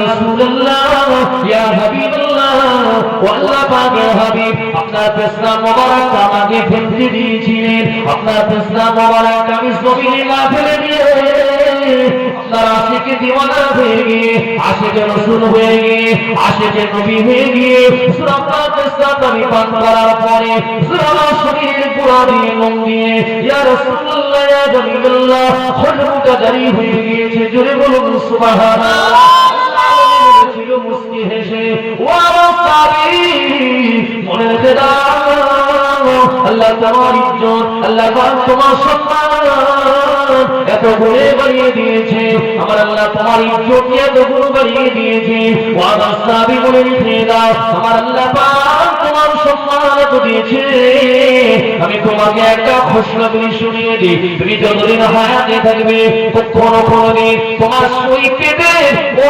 সুকার কোনোদিন হবে না নারায়ে তাকবীর নারায়ে তাকবীর ইসলামের যদি এত বরকত রহমত হয় এত যদি ফজিলত হয় তাই বলে ভাববেন না যে আমাদের কথা বলেন না আর ভুল করে যেন আবেগে কোনো হুজুরের পেশাব খেয়ে বলবেন না পরে হবে কিন্তু আবার এখন কিছু মানুষ আবার পেশাব খাচ্ছে মানসিক না কোন পেশাব তাহলে জন্মের খাওয়া কি খাওয়াতে খাচ্ছে পেশাব পেশাব এ পাগলা যদি গরুর মুখে যদি অত পাওয়ার হয় গোশতের পাওয়ার কথা জানিস আবার এক পাগল বলে কি আবার গরুর দুধে নাকি সোনা কত বড় খেপা বলেন বাবা যদি গরুর দুধে সোনা থাকে তাহলে তার মেয়ে বিয়ে দিতে অসুবিধা হবে নাকি 7.5 কিলো মতন দুধ মেয়ের বাড়ি যাওয়ার বাড়ি দিয়ে বলবে বাবা সময় নেই এখন শাকেরা তখন বন্ধ এই 7.5 কিলো দুধ থেকে যা সোনা বাড়া বুঝি সব ঘোরাটানা করে নিস সেদিন আমার এক টেকো বলতেছে বলে গরুর দুধে লহ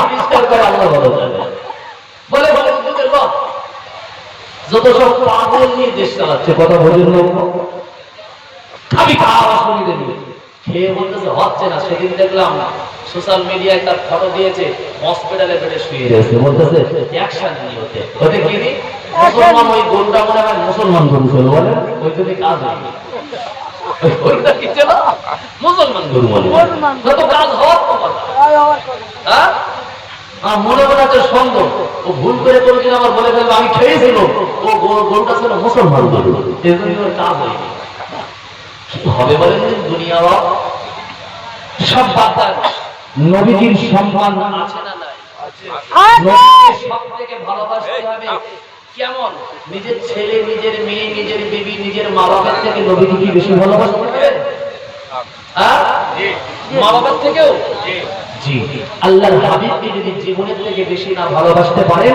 আপনি মুমিন হতে বলেন মুমিন হতে পারবেন না নবীকে সবথেকে বেশি মহব্বত করতে হবে সাহাবারা ভালোবেসেছেন তো নাকি হ্যাঁ কতটা মহব্বত করেছেন জীবন দিয়ে দিয়েছে কি দিয়ে দিয়েছে বাবা জীবন ভাই নবী সাল্লাল্লাহু আলাইহি সাল্লামের জন্য মানুষ তো অলরেডি পাগল কি কথা ঠিক না বলুন চলুন আমার নবী কি বিশ্ব নবী তো নাকি না সন্দেহ আছে কারো কোন নবীকে আল্লাহ বিশ্ব নবী করে পাঠিয়েছে আমার নবী বিশ্ব নবী নবীর ইজ্জত আছে না নাই আদম আলাইহিস সালামের নবীর নাম কি বাবা আদম আলাইহিস সালাম কিন্তু প্রথম মানুষ নবীর নাম কি আদমের নবী ছিল বলতে হুজুর আদম তো প্রথম মানুষ আবার আদমের নবী আবার কি হবে তাই না আদম আলাইহিস সালাম থেকে ঈসা পর্যন্ত সমস্ত নবীদের যিনি নবী তিনি হচ্ছেন আমাদের নবী মুহাম্মদুর রাসূলুল্লাহ সবাই চিল্লে বলুন সুবহানাল্লাহ আদম আলাইহিস সালামকে আল্লাহ সৃষ্টি করেছে কি দিয়ে বাবা আদম আলাইহিস সালাম নূরের না মাটি মাটি কোনো সন্দেহ নেই হুজুর এই মাটি আর আমার নবীজি নূরের আমি টুকটুক করে বলবো যদি সময় যদি লাস্ট পর্যন্ত থাকে আমি নবী নূর কি মাটি একদম লাস্ট শেষে দিয়ে যাবো তবে সময় হবে বলে মনে হচ্ছে না তবে একটু বলছি আদম আলাইহিস সালামকে আল্লাহ মাটি দিয়ে বানিয়েছে কোরআনে কারীম আল্লাহ বলেছে খালাকতাহু মিন নার ওয়া খালাকতাহু মিন তিন কথা বুঝতে পেরেছেন যখন ইবলিসকে যখন আদমকে সিজদা করতে বলেছিল ইবলিস বলেছিল খালাকতাহু মিন নার আমি আগুন ওয়া খালাকতাহু মিন তিন উনি হচ্ছে মাটি আমি মাটিকে সেজদা করতে পারবো না। পারবো না। খালাকাল ইনসানা মিন সালসালিন কাল ফাখার, আল্লাহ কোরআনে আল্লাহ বললেন মানুষকে আমি শুকনো ঠনঠনে মাটি দিয়ে আমি সৃষ্টি করেছি। আদম আলাইহিস সালাম দুনিয়ার মাটি দিয়ে আল্লাহ তাকে বানিয়েছে। শেষ বেশ অনেক কথা আজরাইল নিয়ে মাটি নিয়ে আল্লাহর দরবারে গিয়েছিল, ঠিক না ভুল বাবা? অনেক কথা সেদিকে বাদ দেন। আদম আলাইহিস সালামকে আল্লাহ সৃষ্টি করার পরে তার ভিতরে রূহ দিয়েছিল নাকি? রূহ দেওয়ার পরে আদম আলাইহিস সালামকে আল্লাহ তাবারক ওয়া তাআলা রূহ দিয়েছে। আদমের চক্ষু খুলেছে, হাত পা, অর্থাৎ আদমের সমস্ত অঙ্গ প্রত্যঙ্গের ক্ষমতা আল্লাহ দান করেছে, বলুন সুবহানাল্লাহ। আদম আলাইহিস সালাম সমস্ত ভাষা জানতেন এবং পড়তেন। আর রহমান আল্লামাল কোরআন, খালাকাল ইনসান আল্লামাহুল বায়ান। মানে কি? আর রহমান, রহমান তিনি, আর রহমান আল্লামাল কোরআন, যিনি কোরআনের মতো একটি বিশ্ববিখ্যাত জ্ঞানী কিতাব দান করেছে। কি কথা ঠিক না বলি? খালাকাল ইনসান আল্লামাহুল বায়ান, তিনি মানুষকে সৃষ্টি করেছে এবং বায়ান তথা ভাষা শিক্ষা দিয়েছে। কি কথা ঠিক না বলি?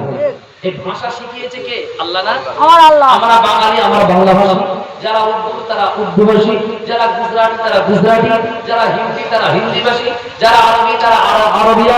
এমন করে বিভিন্ন ভাষা আছে না নাই বাবা? সব ভাষা শিখিয়েছে কে? আমার আল্লাহ। হযরত আদম আলাইহিস সালামকে আল্লাহ বানিয়েছে। আদম আলাইহিস সালামকে জান্নাত, আদম আলাইহিস সালাম জান্নাতের ভিতরে কোন জায়গাটা ছিল জানা আছে? কোন জায়গা? জান্নাত তো মোট 8টি দরজা আছে জান্নাতের, নাকি বাবা? এই 8টি দরজার ভিতরে জান্নাতের ভিতরে আল্লাহ আদমকে কোন জান্নাতে রেখেছিল? জান্নাতুল মাওয়াতে, জান্নাতুল মাওয়া। কেন বলছি? আমার নবীর ইজ্জত লুকিয়ে আছে, নবীর সম্মান লুকিয়ে আছে, তাই জান্নাতুল মাওয়ার ভিতরে নবী আদম সাবিউল্লাহকে আল্লাহ জায়গা করে দিলেন। জান্নাত মানে কিন্তু ইহুরা এলাকার মতো একটি জায়গা না। জান্নাত মানে কিন্তু দুনিয়ার ভিতরে সবথেকে উৎকৃষ্ট জায়গা তেমন না। জান্নাত এমন একটি জায়গা জীবনে চোখ যা দেখিনি, কান যা শুনিনি, জীবনে অনুভব করা যাবে না। জান্নাত এমন একটি জায়গা, আল্লাহর বান্দা মনে রাখো, গোটা জমিন আসমানে যা আছে সব যদি আমরা বিক্রি করে দিয়ে যদি মনে করি জান্নাতের ভিতরে একটি বিগত জায়গা কিনবো, আল্লাহর কসম গোটা দুনিয়া আসমানে যা আছে বিক্রি করে দিল, জান্নাতের একটি ইট কেনার পয়সা আপনার হবে না, ঠিক না বল? জান্নাতে আল্লাহ সৃষ্টি করার পরে জান্নাতের ভিতরে জান্নাতুল মাওয়াতে স্থান দিলেন। জান্নাতের ভিতরে আদম আলাইহিস সালাম আছে। জান্নাতের সব নিয়ামত আল্লাহ আদমের জন্য দান করেছে। তারপরেও জান্নাতের ভিতরে আদমের কিন্তু মন ভালো লাগে না, মনে শান্তি আসে না। কারণ একটা কারণ আছে। সব দুনিয়ায় যদি বেটা ছেলে আল্লাহ সৃষ্টি করতো, যদি মেয়ে ছেলেরা সৃষ্টি করতো, তাহলে দুনিয়া ভালো লাগতো? ভালো লাগবে। এমনিতে আপনার সাথে গরম হয়ে যায়, তাই না? সব মদ্দালাগত ভাই মারপিট লোকে ছাড়া কোনো কথা হতো না। কি কথা ঠিক না? দুনিয়ার মজা, দুনিয়ার শখ শান্তি একমাত্র এই বেটা ছেলে আর মেয়ে ছেলেকে নিয়েই তো, নাকি বলেন? এই জন্য আল্লাহ জোড়ায় জোড়ায় ওয়াখালাকনাকুম আজওয়াজা, আল্লাহ জোড়ায় জোড়ায় আমাদেরকে সৃষ্টি করেছে। সুবহানাল্লাহ বলুন। সুবহানাল্লাহ। তা আদমের সব আছে জান্নাতে, তারপরেও মন ভালো লাগে না। কারণ আদম হচ্ছে একা। আদম হচ্ছে একা। নবীর ইজ্জতের কথা বলবো বলেই বলছি, আদম হচ্ছে একা। আমার আল্লাহ আলিমুন বিযাতিস সুদূর, মনের খবর রাখনেওয়ালা জাননেওয়ালা, তাই না? আল্লাহ বুঝতে পারছে আদমের মনোভাব, যে জান্নাত এত সুন্দর জায়গা থাকতেও আদমের মন কেন ভালো লাগে না। আমার আল্লাহ আদমকে না বলে অজান্তে আদম আলাইহিস সালাম ঘুমিয়ে আছেন জান্নাতুল মাওয়াতে। আল্লাহ পাক রব্বুল আলামিন আদমের পাশে আদমের পাঁজরের হাড় দিয়ে আল্লাহ একটা সুন্দরী সরসী আমাদের আম্মা জান হযরতে মা হাওয়া আলাইহিস সালামকে আল্লাহ পাক তৈরি করেছেন। বলুন সুবহানাল্লাহ। পারে তো নাকি বিনা বাপে ঈসা, তাই না? আর আল্লাহ পাকের নবী আদমের আল্লাহর বাপ মাও কিছু ছিল না, বিনা বাপে বিনা মায়ে আল্লাহ আদম আর হাওয়াকে বানিয়েছে। পারে তো নাকি? আল্লাহ সব পারে, সব পারে। যেটা আমরা পারি না সেটা আমার আল্লাহ পারে। জোরে বলুন সুবহানাল্লাহ। আদম আলাইহিস সালাম যেই পাশ ফিরেছে, পাশে দেখে অপূর্ব সরসী সুন্দরী রমণী আমাদের আম্মা জান হযরতে মা হাওয়া। আদমের মন দিল কলিজা ঠান্ডা হয়ে গেল। দুনিয়ার সুখ শান্তি তো স্বামী স্ত্রী, তাই না বাবা? তাই না? ও মহব্বত ভালোবাসা বাজারে কিনতে পাওয়া যায় না বাবা, এত মহব্বত। তা আদম আলাইহিস সালাম অপূর্ব সুন্দরী দেখে খুব মনে খুশি হলেন, আনন্দ পেলেন। এমন করে হাতটা আগাচ্ছে, আদম জানে যে ওটা আমার, ওটা আমার জন্য। কথা বোঝেন না? ওটা আমার জন্য। আল্লাহ বলছে আদম হাত লম্বা করো না। তোমার জন্য হতে পারে, কিন্তু একটা সিস্টেম আছে। কি আছে বাবা? সিস্টেম কি? বিবাহ বোঝেন তো? বিয়ে এখন তো সব বিয়ে শাদীর কথা বলি সব রেগে, আরো ছেলের বাবা তো নিজের ভাই বুঝে করতে পারে না, কি বেরোবো। এদিকে দেখতে দেখতে চুলদাড়ি পাক ধরেছে, বলে আরেকটু পরে দেবো। 40 হয়ে গেছে, বলছে আরেকটু পরে দেবো। কথা বুঝতে পারছেন? 40 হয়ে গেছে, যত একদম সেই আমাদের বসিরহাট থেকে নিয়ে এদিক সেই বকখালি পর্যন্ত মেয়েদের বলে বুড়োর সাথে আমার বিয়ে করবো না, সময় মতন দাও। বুড়ো হয়ে গেলে কে তোমার জামাই করবে? কি বাবা ভালো করে বুঝুন। আদম আলাইহিস সালাম আল্লাহ বলছে দেব, একটা সিস্টেম আছে বিবাহ। অনেকে আবার বিবাহ শাদী করে না, বলে বিয়ে আবার কি, যেমন আছে এমন যাবো, তার মাঝখানে অনেক আনন্দ ফুর্তি আছে, ওগুলো করে দেবো। এরা কি শরিয়াত অনুমতি দিয়েছে বাবা? একটা কথা বলছি, যেন খবরদার খারাপ মাইন্ড নেবেন না। আমার বাপের সমতুল্য আছেন, কতক্ষণ ভালো করে বলবেন। যারা বলে দাম্পত্য জীবন বিশ্বাস করি না, যারা বলে বিবাহ শাদী ওসব কোনো দরকার নাই, ইসলাম কিন্তু অনুমোদন দেয়নি। ইসলাম ছাড়া অন্য অন্য ধর্মে তারা বিবাহ শাদী করে না। তারা কি বলে বলেন তিনি? তারা বলে এবং বেটা ছেলে হলেই হবে, অসুবিধা নেই। সমকামিতা বোঝেন? সমকামিতা কি মানে?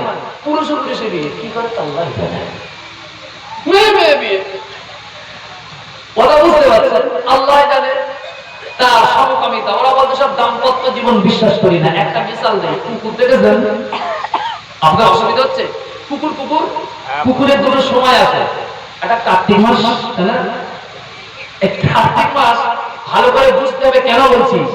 আমাদের ভিতরে বিরাট একটা শিক্ষা আছে। দেখবেন একটা মেয়ে কুকুরের পেছনে 4টে 5টা কালো সাদা কত রঙের কুকুর লেখা, সকালে 4টা বৈকালে 6টা, এরকম করে পেছনে পেছনে ঘোরে।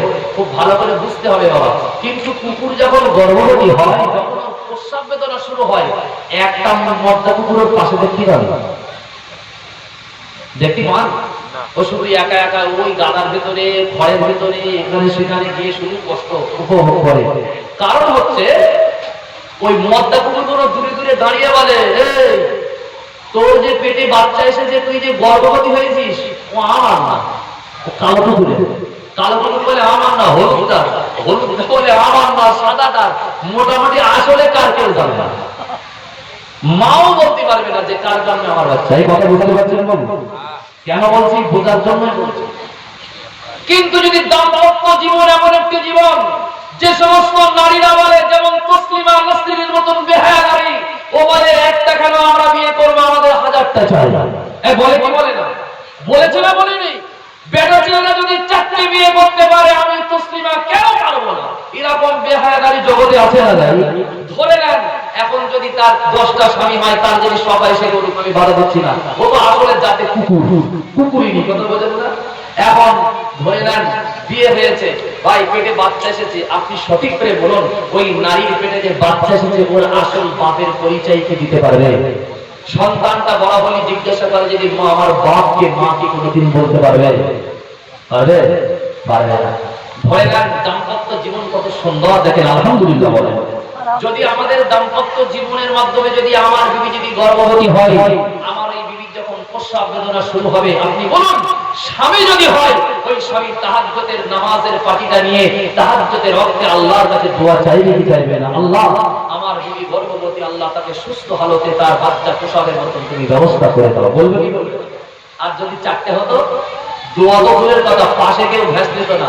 ও বলবে আমার নাস হয়ে যাবে, ও বলবে হয়ে যাবে না, ও কেমন করে ওর করতে করতে দিন শেষ হয়ে যাবে। কি কথা কথা কি ভুল বললাম? কথা কি ভুল বুঝিয়েছি? জি না। এই জন্য ইসলাম দাম্পত্য জীবনের ব্যবস্থা করে দিয়েছে। বলুন আলহামদুলিল্লাহ। আলহামদুলিল্লাহ। ভাই বাবাজিরা নওজওয়ানেরা আমার নবীর ইজ্জতের কথা বলতে গিয়ে অনেক আগিয়ে চলে গিয়েছে। আসুন ফিরে আসি। আল্লাহ পাকের বান্দা আদম সফিউল্লাহকে আল্লাহ বললেন, আমার বান্দা আদম, সিস্টেম ছাড়া কিন্তু বিবাহ হবে না। আদম বলছে, আল্লাহ কি সিস্টেম? আমি তো জানি না, আপনি সব জানেন। আল্লাহ বলছে, এই জান্নাতের ভিতরে তোমার সাথে আমার বান্দি হাওয়াকে বিবাহ দেব। আদমের মনে আর আনন্দ ধরে না, আমার সাথে সরাসরি সুন্দরী যুবতী হাওয়ার বিবাহ হবে। বিবাহ হয়ে গিয়েছে তো কিতাবের ভিতরে এসেছে, আমার আল্লাহ আদমের বিয়েতে স্বয়ং খুতবা নিজেই পড়েছে। জোরে বলুন সুবহানাল্লাহ। আদম বলছে, আল্লাহ হাওয়াকে আমার কাছে দিয়ে দেন, আমার জান্নাতে সব নিয়ামত থাকার সত্ত্বেও জান্নাতটা খালি খালি খালি খালি লাগে, আজ থেকে আর খালি লাগবে না। আমরা জান্নাতের ভিতরে আরামে আর জান্নাতের ভিতরে ঘোরাফেরা করব, জান্নাতে যেখানে ইচ্ছা সেখানে গিয়ে আনন্দ ফুর্তি করব। একা ভালো লাগতো না, আমার তো জোড়া হয়েছে। ভাই বাবাজিরা, দাম্পত্য জীবনের কি জীবন? যদি দাম্পত্য ছাড়া যদি অন্য কোনো একটা নারীকে নিয়ে ঘরের ভিতরে প্রবেশ করে, গ্রামের লোক যদি জানতে পারে, পুরার পোড়া কোদাল দিয়ে দরজা জানলা ভেঙে বের করবে। আর দাম্পত্য জীবন হয়ে গেলে, বিবাহ শাদী হয়ে গেলে, যদি 40 মাস না খেয়ে পড়ে যাবো, কেউ একবার কোনো শব্দ ভুলবে না। ঠিক না ভুল? এর নাম দাম্পত্য জীবন।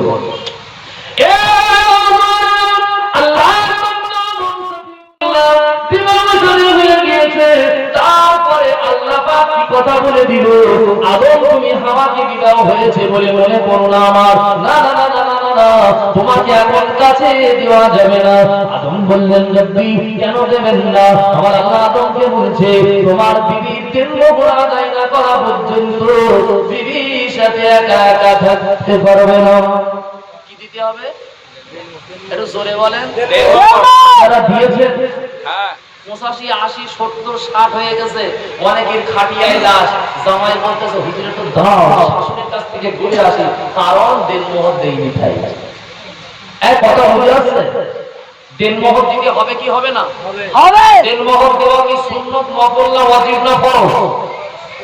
বলে তা থেকে বলবো, আমরা তো দেইনি, আর খবর হয়ে গেছে।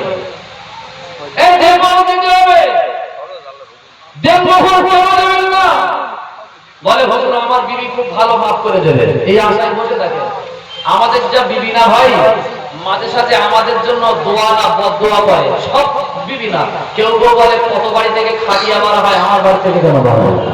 কেউ আবার বলে তোমার কি 40-এ উলাউটো করে আজরাইল দেখতে পায় না? যদি ওই কপালে অমন নারী জোটে, মাফ করে দেবে বলে মনে হয়? জীবনে মাফ করবে না। আর কিয়ামতের দিন যদি বিবি যদি দেনমোহর মাফ না করে দেয়, মনে রেখে দেবেন আপনার কাতার হবে জিনাকারীদের সাথে। কথা বুঝতে পারলেন বাবা? কথাটা কি খুব বড় বলে ফেললাম? আমার না, এটা হলো সঠিক মসলা, ভুল বুঝলে হবে না বাবা। এক কথা বুঝে আসছে বাবু? দেনমোহর দেবেন তো নাকি? সবাই দিয়েছেন? আপনি কিরাম চাষি গো? লোকের জমি চাষ নিয়ে লিজ নিয়েছেন, ধান, পাট, আলু, রসুন, এদিক থেকে ধান কেটেছেন, ওদিক থেকে ট্রাক্টর দেওয়া শুরু করেছেন, একদিন ফেলে রাখবো না। বিবির জমিতে চাষ করলেন, লিজ দেবেন না? ইনশুটে কথা লিস্টটা দেখুন, দেনমোহর। আল্লাহ বলছে আদম বিবি দেবো, আর আমাদের তো নাকি বুদ্ধি হয়ে গেছে, আপনার দেনমোহর দিবি। ভাই আল্লাহ বলছে আদম দেনমোহরটা আদায় করো। কি দেবে বাবা? কি দেবে?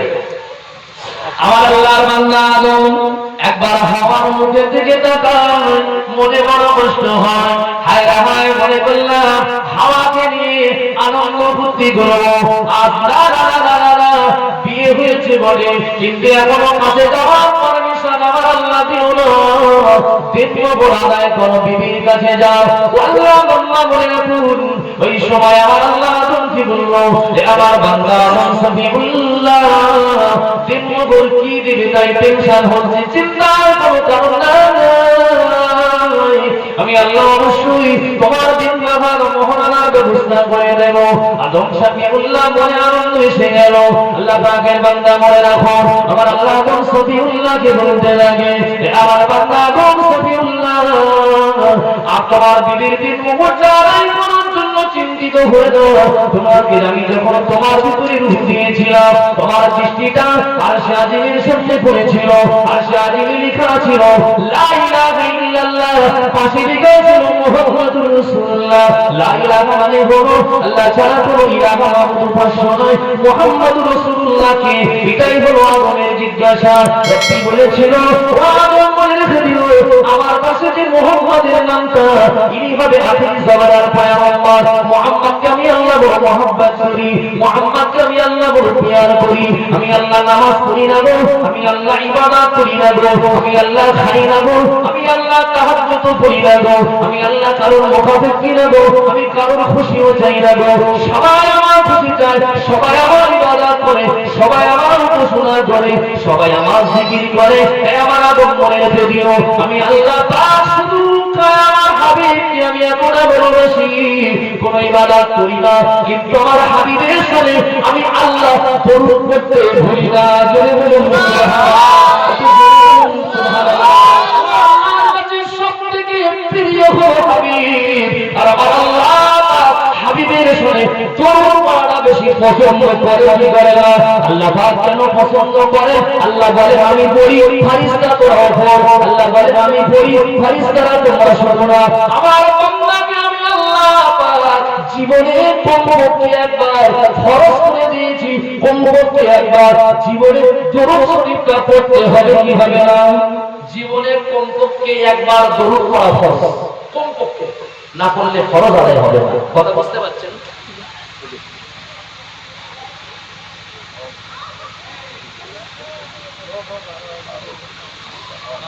হ্যাঁ, তিনটে বন্ধ হোক। আপনাদের অসুবিধা হচ্ছে? হুজুর তিনটে বন্ধ। বিষ্ণুর মাধ্যমে বিষ্ণুর কথা বলতে গিয়ে এই কথাটা বলে ফেললাম। আল্লাহ পাকের বান্দা আদম বললেন, ও রব্বি আমার জন্য কি বিনা আদায় হবে? আল্লাহ বলছে চিন্তিত হইও না গো বান্দা আদম, মনে রেখে দিও আমার হাবিব কৃষ্ণ আমার রাসূলুল্লাহর নামে যদি তুমি 20 বার দরুদ শরীফ পড়তে পারো, তোমার জন্য হক আদায় হয়ে যাবে। সুবহানাল্লাহ।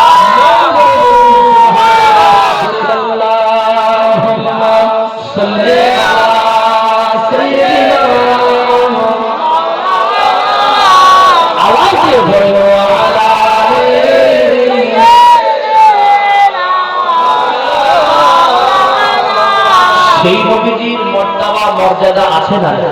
আছে। নবীর মর্যাদা, নবীর ইজ্জত আল্লাহ আসমানের নিচে জমিনের উপরে সবার থেকে বেশি না? কাবার সম্মান বেশি না মদিনার রওজা শরীফের সম্মান বেশি? কাবা শরীফের মাটির ইজ্জত বেশি। ভালো করে বলবেন, কাবা কিন্তু আদম থেকে নিয়ে সমস্ত নবীদের জামানায় কাবা ছিল, আজও আছে। আদম আলাইহিস সালাম প্রথম কাবা নির্মাণ করেছিলেন, তারপরে হযরতে নূহ আলাইহিস সালামের জামানায় ফিলাবেলে কাবা নিশ্চিহ্ন হয়েছিল, তারপরে কাবা বানিয়েছে কে? হযরতে ইব্রাহিম আর ইসমাঈল, তাই না? ইব্রাহিম আর ইসমাঈল বানিয়েছে, সেই থেকে এখনো কাবা আছে। কাবার কিন্তু বিরাট ইজ্জত। আমি বলছি কাঠির কাবার মাটির সম্মান বেশি না রাসূলের রওজায়ে আতহারের মাটির সম্মান বেশি? রাসূলুল্লাহ মহব্বতের মানুষ আমরা, উম্মত বলি আমরা, আবেগে বলছি রাসূলের মাটির সম্মান বেশি। আবার বলছি কাবার ইজ্জত বেশি না নবীর রওজা শরীফের সম্মান বেশি, মাটির সম্মান বেশি? আমাদের বিশ্বাস নবীজির রওজায়ে আতহারের মাটির সম্মান অনেক বেশি। কি কথা ঠিক না বলেন? কেন? কেন? কারণ আছে। কারণটা কি? কারণ হলো আল্লাহর হাবিব সাল্লাল্লাহু আলাইহি সাল্লাম তো বলতে পারতেন যে কাবা শরীফের হেরেমের চত্বর, অথবা আমিনার ঘরে ভূমিষ্ঠ হয়েছি আমার মায়ের হুজরা, আমার মায়ের ওই ঘর, অথবা বলতে পারতেন বাইতুল মুকাদ্দাস। দুনিয়ার জমিনে জান্নাতের টুকরা হুজুর, এটা না বলে হুজুর একটি কথা বললেন, আমার হুজরা থেকে নিয়ে আমার মেম্বার পর্যন্ত জান্নাতের একটি অংশ। বলেছে না বলেনি বাবা? এরা তো রিয়াজুল জান্নাহ। হাজী সাহেবরা যারা হজ পাকে গিয়েছেন মদিনা মুনাওয়ারায় রওজা শরীফ জিয়ারতের উদ্দেশ্যে, হাজী সাহেবরা দেওয়ানা হয়ে এই জায়গায় অন্তত একটু নামাজ পড়ার কাছে একটু বসবে, এরকম সৌভাগ্য হওয়ার জন্য হাজী সাহেবরা সব ভাই লাইন দিয়ে ঘন্টা কি ঘন্টা দাঁড়িয়ে থাকে। কখন একটু সুযোগ পাবো, নামাজের জায়গা যদি নাও হয় অন্তত এই নামাজ কদমটা জান্নাতের ভিতরে রাখবো। হুজুর বলেছে এই জায়গায় বসে থাকা জান্নাতে বসে থাকা, এই জায়গায় দাঁড়ানো জান্নাতে দাঁড়ানো, এই জায়গায় নামাজ জান্নাতের ভিতরে নামাজ ধরে বলে সুবহানাল্লাহ। টুকরা না বাবা রাসূলুল্লাহ রওজার মাটি জান্নাতের টুকরা তো নাকি জান্নাতের টুকরা। আমরা নবী প্রেমিক, আমরা নবী ছাড়া কিচ্ছু বুঝি না, ঠিক না বলবো? আপনারা নবীকে ভালোবাসেন তো? সবাই ভালোবাসেন? কারা কারা ভালোবাসেন না একটু হাত তুলে দেখান না ভাই। মোটামুটি এখন শেষ হোমো লাগিয়ে আপনাদের অবস্থা মোটামুটি আপনারা শুনেছেন, মোটামুটি আর অসুবিধা হবে না আমি জানি। উনি হাত তুলেছেন আবেগে, ওনার কথা বাদ দেন। কতটা মহব্বত করেন, আমি একটু মহব্বতের জন্য একটু পরিচয় নেব। আমি কিন্তু দাড়ি মাল্লা নিয়ে আসিনি যে আপনাদের মহব্বতটা আমি দাড়ি পাল্লায় ওজন করবো। মহব্বত কাকে বলে সাহাবাদের দিকে একটু খেয়াল করে। নবীজির একজন ছোট্ট সাহাবী, আল্লাহ পাকের নবী সাহাবারা জিহাদের ময়দানে যাচ্ছে। ওই ব্যক্তিটা বলছে মা গো, সব নবীজি সাহাবারা দলে দলে কোথায় যায়? মা বলছে বাবা জিহাদের ময়দানে। জিহাদ মানে জীবন নিয়ে খেলা না, জিহাদ মানে জীবন নিয়ে খেলা করা।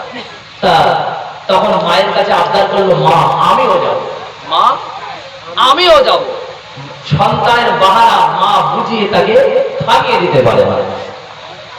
নবীজির দরবারে নিয়ে গেল, ইয়া রাসূলুল্লাহ ইয়া হাবিবাল্লাহ, আমার মাসুম বাচ্চাটা জিহাদের ময়দানে যাওয়ার জন্য আমাকে বারে বারে বলে, বাড়িতে আমার থাকতে দেয় না। ইয়া রাসূলুল্লাহ ইয়া হাবিবাল্লাহ, আমার সন্তানটাকে আপনি আপনার দরবারে নিয়ে জিহাদের ময়দানে পাঠিয়ে দিন। আল্লাহ নবী বলেছিল, আপনার এই বাচ্চাটা অতি ছোট, এই বাচ্চার ইজাজত পারমিশন আমি নবীজি দিতে পারবো না। জিহাদের ময়দানে মহিলাদের যাওয়া আমি পারমিশন দিই না, জিহাদের ময়দানে বাচ্চা ছেলেদেরকে আমি পারমিশন দেই না। উপযুক্ত বয়স হয়ে গেলে আমি একে পারমিশন দিয়ে দেব। আপনার ছোট্ট বাচ্চাটাকে আপনি বাড়ি ফিরিয়ে নিয়ে চলে যান। বাচ্চাটা ওই সময় ছোট বলে রাসূল যখন তাকে বাড়ি থেকে যাওয়ার অনুমতি দিয়ে দিলেন। বাচ্চাটা অঝার মনে আল্লাহর হাবিব বলল, বাবা কেঁদো না, বাড়ি ফিরে যাও, বাবা কেঁদো না, বাড়ি ফিরে যাও, আর একটু বড় হও, আমি তোমাকে জিহাদের জন্য ময়দানে পাঠাবো। আল্লাহ নবীর মাসুম সাহাবী আমি ছোট হওয়ার অপরাধে আমাকে আপনি ইজাজত দেন না। হুজুর আমি তো কোনো দিক থেকে কমতি নয়। আল্লাহর নবী বললেন, আমি সব জানি বাবা, তবুও তুমি বাড়ি যাও। বাচ্চারা জিহাদের ময়দানে গিয়ে কোনো কাজ নাই। বাচ্চারা জিহাদের ময়দানে গেলে তোমাকে তো তারা জিহাদ করবে না, তোমাকে সামলাবে। ও আল্লাহ বান্দা বলে রাখুন, ওই বাচ্চাটা আল্লাহর নবীকে কি সুন্দর করে বোঝাচ্ছে, ইয়া রাসূলুল্লাহ ইয়া হাবিবাল্লাহ, হুজুর বিয়াদবি মাফ করে দেন। হুজুর আমি বাচ্চা বলে, আমি ছোট বলে, হুজুর আপনি আমাকে ফিরিয়ে দিচ্ছেন। ইয়া রাসূলুল্লাহ ইয়া হাবিবাল্লাহ, আমি খেয়াল করে দেখেছি আমার জনম দুঃখিনী মা রান্নার জন্য যখন উনানটা ভরায়, ইয়া রাসূলুল্লাহ ইয়া হাবিবাল্লাহ, ওই উনানটা ভরানোর সময় আমার মা কিন্তু আগে বড় বড় কাঠগুলো দেয় না, মোটা মোটা কাঠগুলো কিন্তু উনানে দেয় না। ইয়া রাসূলুল্লাহ ইয়া হাবিবাল্লাহ, আমার আম্মা যখন ছোট ছোট কাঠগুলো টুকরা টুকরা করে নিয়ে উনানের ভেতরে দিয়ে উনানটা ভালো করে ধরে গেলে বড় বড় কাঠগুলো উনানের ভেতরে দিয়ে দেয়। ইয়া রাসূলুল্লাহ ইয়া হাবিবাল্লাহ, ও আল্লাহ পাকের হাবিব, আমি ছোট বলে ফিরিয়ে দিবেন না গো। হুজুর আপনি কি পারবেন না? আমার মা যদি ছোট কাঠের টুকরা দিয়ে যদি উনানটা ধরাতে পারে, আপনার ইসলামের জন্য আমি মাসুম ছোট বাচ্চা সর্বপ্রথম আমাকে দিয়ে কি জিহাদ শুরু করতে পারবেন না?